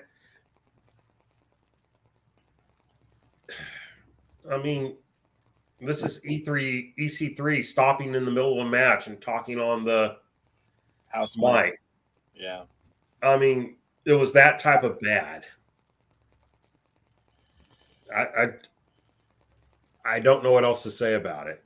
It gets me how some things can be so good, or some things can be, okay. It's not great, but it's okay, especially for a free show on YouTube. Which anyone see that Maddie clip on TikTok? You sent it to me, but I didn't get a chance to watch it. Which one was it? Well, for those that don't know, Just Maddie in the NWA, stupid name, has a little thing she does on TikTok where she's kind of in character, talking to somebody else. Sometimes they're wrestling related, they're not all. And this time it was Baggio del Sol or whatever, which is somebody who she's traveled with here in Texas. And they know. And so it was actually a little bit longer segment. And so she was teasing him, like, you're still in AEW, nobody's seen you, or whatever. And so he's sitting there saying something about, he goes, well, they're on the YouTube, I've been on the YouTube shows or whatever. And she's like, what? He goes, kind of like you. And at the very end, she goes, he's saying like, kind of like you. And she goes, oh, nobody watches our stuff, or something to that effect, or nobody's seen us, or, whatever. It was actually a pretty big dig at the NWA. And then she kind of cracks up laughing, and he says something. They stop the little TikTok. I told you to watch it all the way to the end. I'm mad at you for not doing it, Jay. I'm sorry. I've got a lot of things going on. Yeah, he's watching young girls do dances on TikTok instead. trying to copy him for his social media and his and of course he's got to do the Macarena.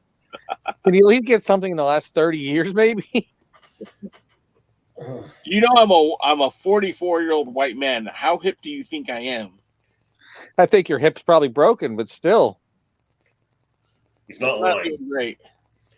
So, anyway, my whole thing was, yeah, the end sucked. So, are we going to make predictions and then go to bed? Yes, please. Yeah, we could do that. So, okay. I don't have all the graphics for the pay-per-view, but I do want to say just two things real quick before we do the predictions. Is I'm a sucker for the numbers that we see on YouTube, and I do believe we should just at least note that during the live episode of this Power, there was about 1,000 people watching, which I keep going back to the first season. That number is ridiculously low. But that's just what it is now, and that's pretty consistent from last week as well. But within 2 hours of that episode airing, they had already had almost 4,000 people who had watched the show. That's a big step in the right direction. By yesterday, 2 p.m., they had over 22,000 people have viewed that episode. So I think that's a great number. That's a very solid number. It's something to be excited about.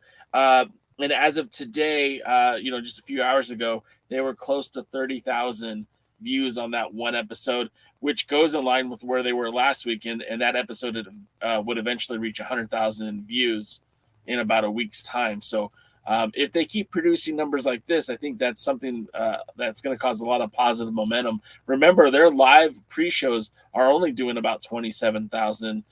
So if they're getting their Power episodes that do better than what their pre-shows are for the pay-per-views, I think that's good business for them. Okay, hold on.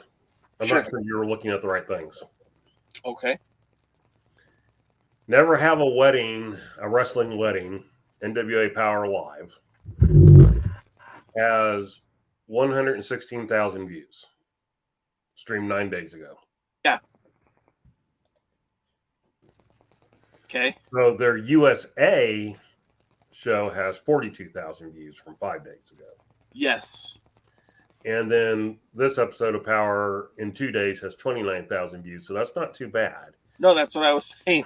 Well, I thought you were saying that the live one only had 40,000 views, and it's like No. I'm saying when it first aired, the first day or two of the live episode, it was about the same number, and within a week's time, it grew to 100,000, which is basically that's what it was towards the end of the last season before the pandemic.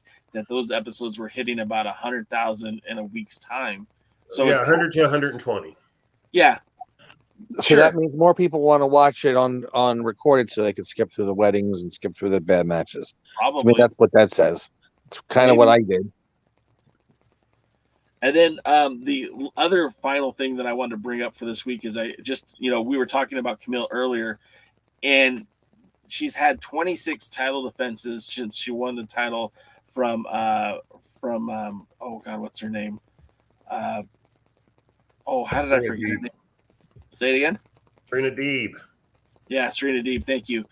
So she's defended that title 26 times, technically 27 times because for whatever reason they're not counting the title defense in Calgary, Alberta, but that was a title defense as well. Meaning that she is more active as a world champion for the NWA than any of the other champions by far. Combined. Yeah, I mean, when you start comparing the numbers, like she's just been dominant. And, the fact that she will be in Mexico on March the 4th for the World is a Vampire. We don't know if that's going to be a title match yet or not, but she was there for that. She's got title matches booked up real recently. In fact, she has one before the pay-per-view on this Friday, February 10th. In Kissimmee, Florida at Conquer Kissimmee. She'll be defending her championship at Coastal Championship Wrestling against Valentina Rossi. And again, that'll make her 28th defense, just ahead of the pay-per-view. And then she will be slated to be a part of WrestleMania weekend with some of the conventions that are happening out here. And I know that our pal Chris Flackett, who writes for the Alliance blog, wrote about Camille today, and that she also will be part of the next Ladies' Night Out on the Title Match Network. Her, along with the Renegade Twins and Kenzie and Ella, will all be part of that event that you can check out on Title Match Network. But yeah, big ups to our Women's World Champion. I know Chris wants to see her lose the belt, but I'm fine with her being the force that's driving the NWA forward. I think that's pretty awesome stuff.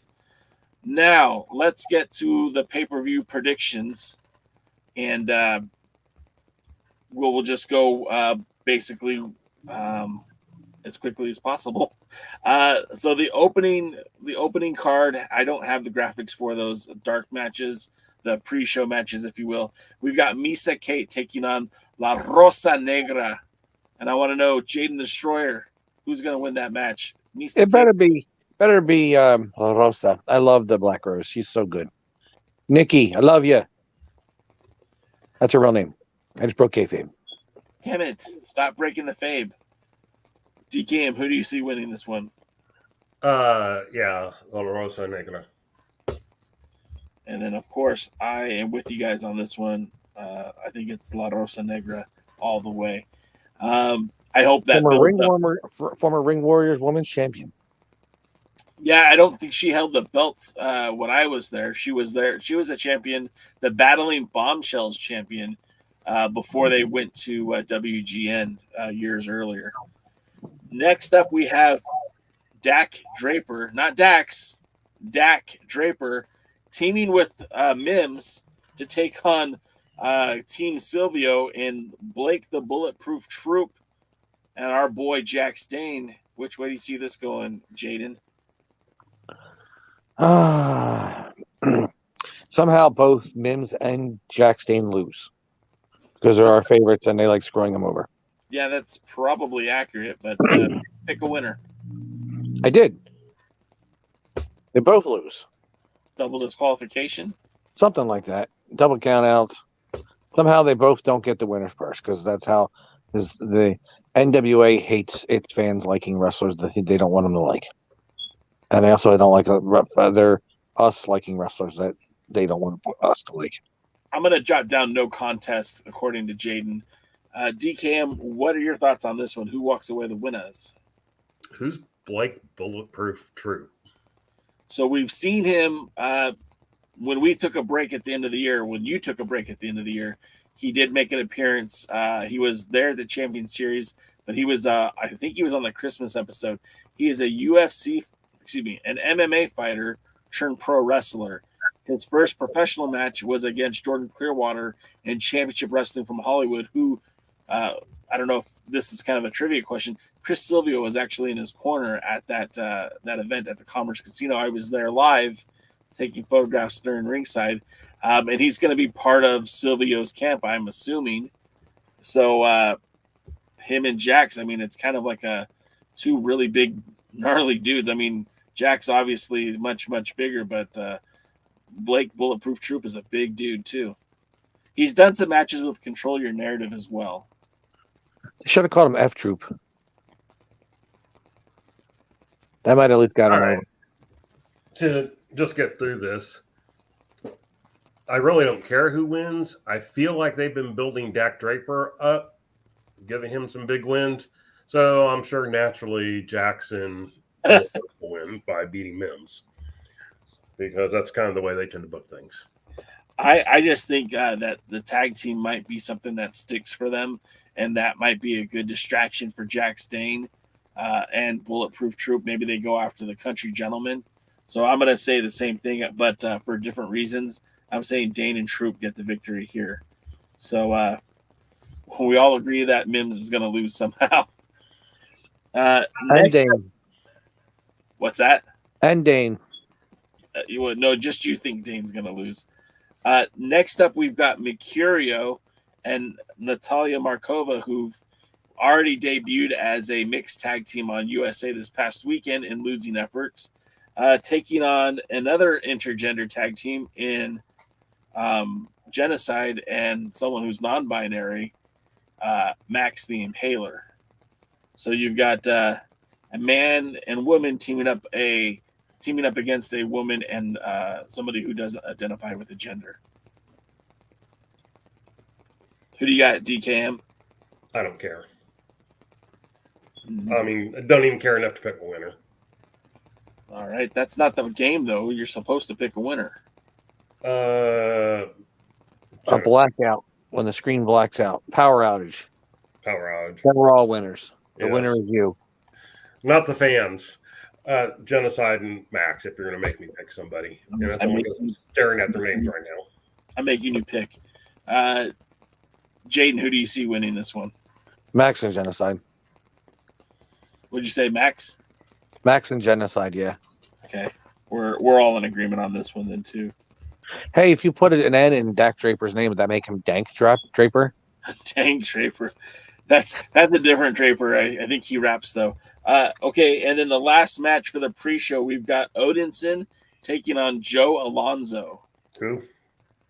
Joe Alonzo is the wily cruiserweight who's had a few matches with Scion and had a match recently against Kerry Morton in a non-title match on USA. Odinson, just get it done and over with. Let's hurry up. Say it quick, DK. Odinson. Okay, we're next. What's yours, Jay? Yeah, I'm with you guys on that one. Okay, then we have the debuting Kevin Kiley, formerly known as Alex Riley in the WWE, taking on EC3 in a matchup of two former NXT performers.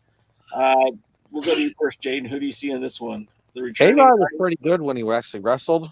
So if he could still, and he looked great on the Glow television show, he was in better shape than he's ever was when in the WWE. So if he stays in that shape and he can still wrestle and he still has some wind on him, I think that might be a good match.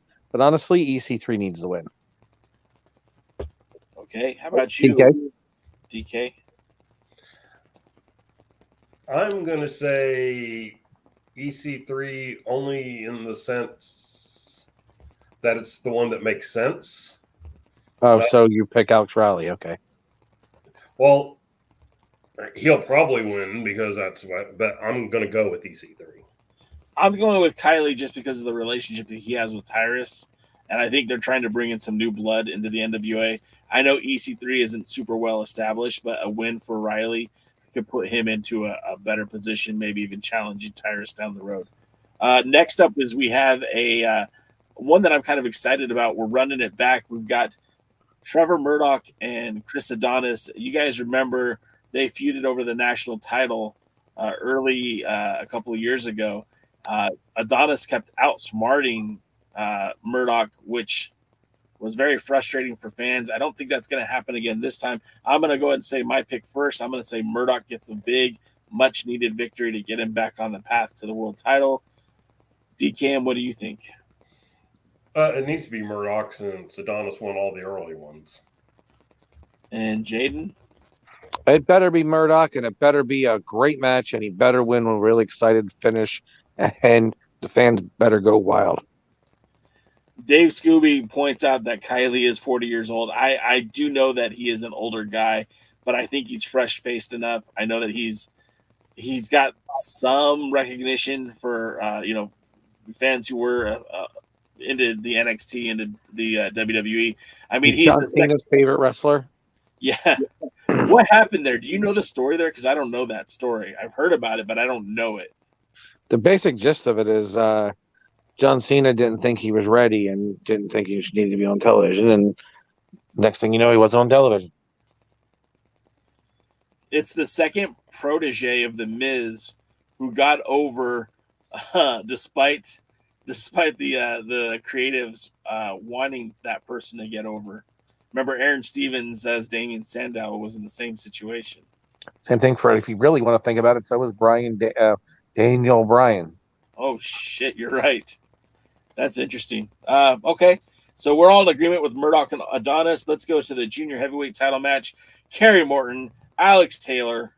Winner probably goes to Mexico. What do you think? Who you want? Who do you want first? Okay. Anybody. Throw it out there. Kerry Morton. Jaden? I say Kerry Morton. Yeah, I like Alex Taylor a lot. I don't think he's going to take the title just yet off of Kerry Morton. Next up, we have the women's tag team match. We've got Pretty Empowered versus the Renegade Twins. Ella, Kenzie versus Charlotte and Robin. Jaden, who you got? I think I'm going to go with the Youngbloods. They're not in this one. Are Jay and Ricky wrestling in this match? No, it's Ricky and Mark. Oh, yeah, they were the Renegade Warriors, So I'm going to go with the Youngbloods on this one. New tag, that women's was tag team. world class too. Crazy. So you're saying new champions or just New champs? New champs. DK? And they'll do it just so they'll do it because we like Pretty Empowered, and they'll do it so you can't use the promo anymore. I'll still use. I don't give a shit. I'm gonna say Pretty Empowered because I don't think it's the right time to pull the trigger on the Renegade Twins. See, you come at it with a thought process that makes sense, which Which always is why it won't happen that way. Yeah, that's it. It always scares me. I'm also gonna go with the Pretty Empowered just because I'm hopeful that they do win, but it wouldn't surprise me if they lose. Next up, You guys went with something that made sense. I went with the way Billy Corgan would do it. there you go. Next up, we have La Rebellion versus the Blunt Force Trauma for the NWA World Tag Team titles. I'm going to go ahead and just say it. As much as I like Blunt Force Trauma, they've had one match that we've been televised. I'm not ready to put the tag titles on them. I'm saying La Rebellion wins. DK, what's your thoughts? Yeah, Law Rebellion, especially because they've worked with AAA, right? Yeah, you want them to have the titles when they go to Mexico. Yeah, I was going to say I can't see them not going to Mexico as champions. Although weirder things have happened in this world, I would think that's who you would send. My turn? Yeah. I go with Ron Reed and Butch Simmons. I think they're going to defend the titles against La Rebellion, and La Rebellion will get them back, kind of like when the Rock and Roll Express won the titles back from the Koloffs. That's not a bad prediction. That could happen. I think that makes too much sense. I know it does, but I think they'll fall into it by accident. I guess to me, it really just depends on how many titles change hands, because I don't think you're going to have a huge turnover on champions. So if you've got the women tag losing, then I don't see the men tag losing. But we'll see. Next up, you've got the Singapore cane match between Fada and Tom Latimer. Oh. Hello, Fada. Hello, Fada. Greetings from Camp Granada. Okay, DCam, let's go. Who you see win this one?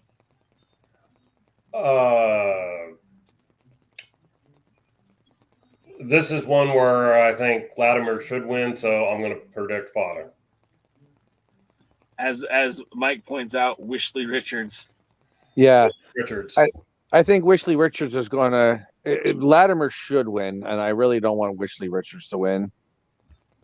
But this is the NWA, and they'll probably continue the feud. So, and first of all, is it even really... What is the Singapore Cane match rules? Is it a real Singapore Cane match where the loser gets 10 lashes? Or is it just the Shanai, the kendo stick is legal? Yeah. Which is it's not even a Singapore Cane. If it was a Singapore Cane, these people would be in a lot of pain. I think it's what you said. I think it's just going to be the weapons available to be used. Well, that's not a Singapore Cane match. That just means the Singapore Cane's legal. And it's stupid. And they don't need it. But Tom Latimer should really win. So I'm going to go with Wishley Richards. I'm going to play against the odds. I'm going to say that Tom does win it because he just got that win against Jack Stain. A victory here on the pay-per-view. Now you're talking maybe you could start putting him into a bigger matches and amp up for a world title run, hopefully by the 75th anniversary show. I know that's wishful thinking, but that's where I'm at.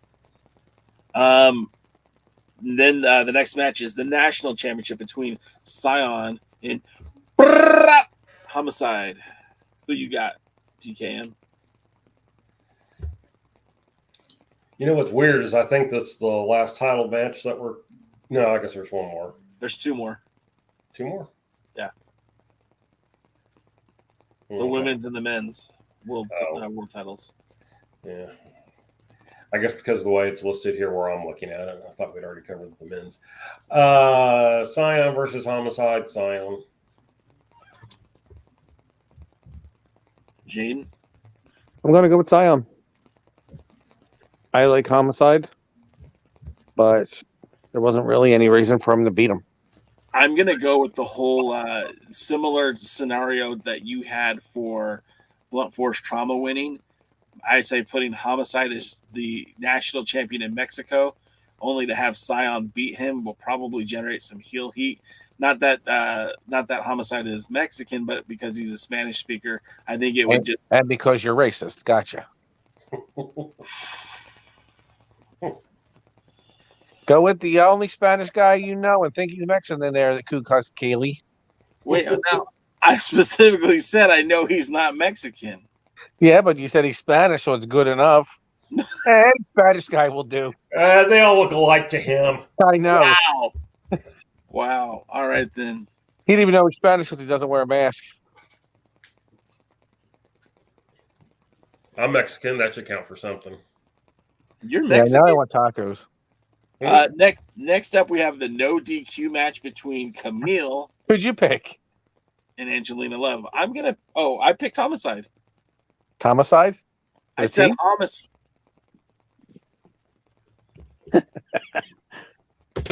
He picked Homicide next. He picked the Mexican from Wish. Jesus Christ.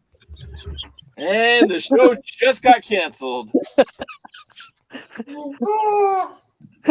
Jay ordered a Mexican from Wish and got a Puerto Rican.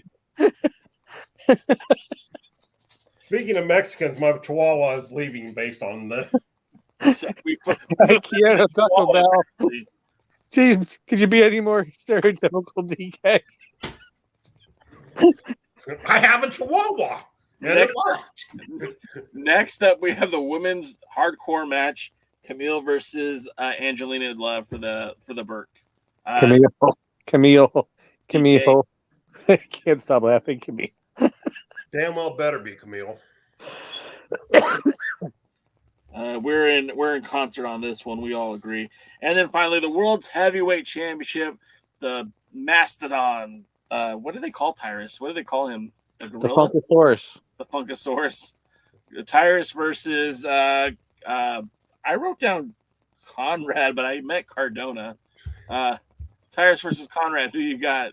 I want to see him beat up Conrad and get a 10-year mortgage. I'd like that. Matt Cardona. He just ordered Matt Cardona Wish. He got Conrad from 20-year loans. Hey, Jade, let me show you my championship belts over here. That's my best Conrad. Sorry, I don't do Conrad. Yeah. If there was... Apparently the Flair does, though. They would, at a last moment, add a third party. Because I don't want either one of them to win. If you could add someone to this match, real quick, sidebar, who would you put into this match if you could, on the roster? Freddy Krueger. No, on the roster. Jason Voorhees. He's still wrestling in Japan, not in US. Yeah, I heard he's terrible. Michael Myers. He's not available either. We can then they'll put Chucky. They need another midget. DK, who would you add to this match if you could? If I could, for some reason now I'm thinking Deep Pride. But anyway, if I could add anyone to this match, just to like F over the entire match situation and the entire title situation, I'd add Latimer and have him get the win. Dave Scooby also wants to point out that Bully will be on commentary for the title match. And no, that's how they'll put in there. Oh no. They can't put Bully in the title match because Bully's gonna win the Crockett Cup with Devon. Does Devon know this? He's got a car washing business. That's what he's worried about right now. So who you got? Tyrus or Cardona, not Conrad? You know, the thing about this is that I got two guys who I don't want to win, and I'm picking who are defending champions, and I'm picking both of them. I don't want Kerry Martin to win, but Alex Taylor's not the person to lose to. and I don't want Tyrus to win. But by the same account, Matt Cardona is not the person to lose to. So I'm gonna say Tyrus manages to retain. I think somebody will sneak out and try and interfere for Cardona, and it'll backfire. Jaden? Just real quick, is a wood chipper on the roster? No. Sorry. Okay. All right. Somebody call your mama. I'm going to say I actually want Tyrus to win because it's too early for him to lose, and a win over a former champion at least helps solidify him. So I think Tyrus, the virus, should win. I'm going to say Cardona wins by disqualification, so he doesn't win the title. That way he could still keep calling himself the undisputed, or he could still keep saying that Tyrus is a disputed champion because he never beat I almost call him Conrad again, Cardona. Well, again, Jay, kind of like with me and some of these things, you're thinking a little bit too much. Maybe, but like I'm overthinking with the women's tag team title, and you're probably overthinking with this one. if honestly, if they were going to listen to me, I'd put the belt on Cardona just because I know he's going to travel, and I don't think that you're going to get Tyrus to Australia or to Mexico. Even though I think Tyrus would do fine in Mexico, I just don't think he's going to go wrestle in Mexico. I don't think he feels that he needs to be out doing the grunt work where a guy like Cardona just seems to like working. I mean, I guess he's getting paid. At least he could defend at the Golden Corral, the Peking Buffet. You know? Now you're talking about the Body Slam Buffet, baby. Didn't Bruce Clark defend the title at a Golden Corral once? I know they shot a commercial there. Yeah. With him holding a belt.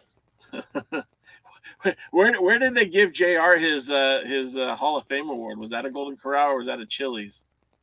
That was a Chili's. Chili's, I think. Nothing says fancy like Chili's. Hey, the Dundies were there, weren't they? This is true. I forgot that you're an Office fan. All right. Well, that's going to do it for us, guys. Obviously, we've had enough of this shit for the night. This is what happens when you order a podcast on Wish. we are your NWA Wish podcast. I wish we stopped doing this podcast. We just had me and DK host it again. We killed it once. We could probably do it again.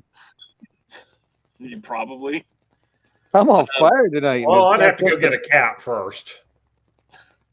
Why not? Well, we get always substituted with Jake's squeaky chair. Can you hear it? Yep. Yes, unfortunately. That's why I keep saying it. All right. Well, that's going to do it, guys. Real quick, I know that there's an event coming up on March 25th in Rustic, Glassboro, New Jersey, that I plan to attend personally. Mr. Jaden, can you tell us a little bit about that event? Well, real quick, I want to tell you something personal that's happening in my personal life. Oh, let's hear it. I started taking a music theory class. In fact, my teacher is really cool. He actually has the diaries from Beethoven. And not only does Beethoven write like music notes and stuff like that in there and all his theory on why he does a song, he also likes to draw his fruit, draws his favorite fruit. You know what his favorite fruit is? Banana. Banana. You could use that one tomorrow. I might. Anyway, on Saturday night, March 25th, at the MaxFit Sports Center, located at 240 Delsey Drive in beautiful uptown Glassboro, New Jersey, just 45 minutes from the Philadelphia airport for people who want to come in. You get to see Dangerous Adrenaline Wrestling Gladiators have an amazing event, and we're going to see the Dangerous Adrenaline Wrestling Gladiators Heavyweight Championship will be on the line. The World Wrestling Grand Prix Heavyweight Championship will be on the line. The Dangerous Adrenaline Wrestling Gladiators Tag Team Championship will be on the line. And you'll get to see everything. I can't tell you what those matches are because there's an event before Rowan University, so I don't know if there's going to still be the champions. But, you know, you could buy the entire chair, but you're only going to need the seat. The edge. You blew it. Ah, shit, I did. Banana. That's what happens when you order a promo on Wish. DKM, how can folks follow you on social media?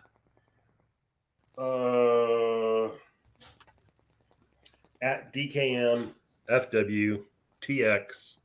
Don't annoy me. That's a long handle. It is. FWTX, don't annoy me. Yeah.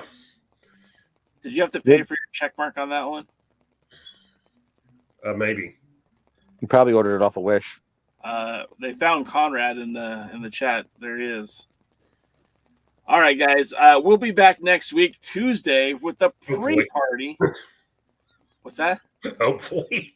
No, I'll be back. Maybe you guys won't be back. YouTube may cancel your entire channel. Oh, well, I mean, we'll be on Twitch. Good point. Sometimes this podcast makes me twitch. Like right now. As you can tell, I haven't slept enough, and I've gotten a little bit giddy. Alexa, no wonder he's laughing play at the everything I Alliance say. Blog podcast. What? Go ahead, someone talk. Alexa, play the two twins taking lots of punishment. Oh, God, no. Alexa, stop. Alexa, stop. Alexa, why do you allow these people to talk? We'll be back Tuesday with the pre-party, followed by Wednesday with the other Alliance guys. And then, of course, a week from now, if you choose to, it's on you. We'll be here probably doing this via Twitch because YouTube has canceled us. Maybe we'll be on Facebook. I don't know. We'll figure it out. You guys just stay tuned. What's that? Does Wish have a social media network? I'm sure they do. All right. Until next time, we'll see you at the matches. Good night now. Thanks for joining the stream. This has been a presentation of Alliance-Wrestling.com. We genuinely appreciate your support. Would you consider subscribing so you'll never miss a future episode? I'd also like to remind you we do a live stream every Tuesday at 5 p.m. before NWA Power. You can find us on social media at The Alliance Blog. And until next time, we are The Alliance.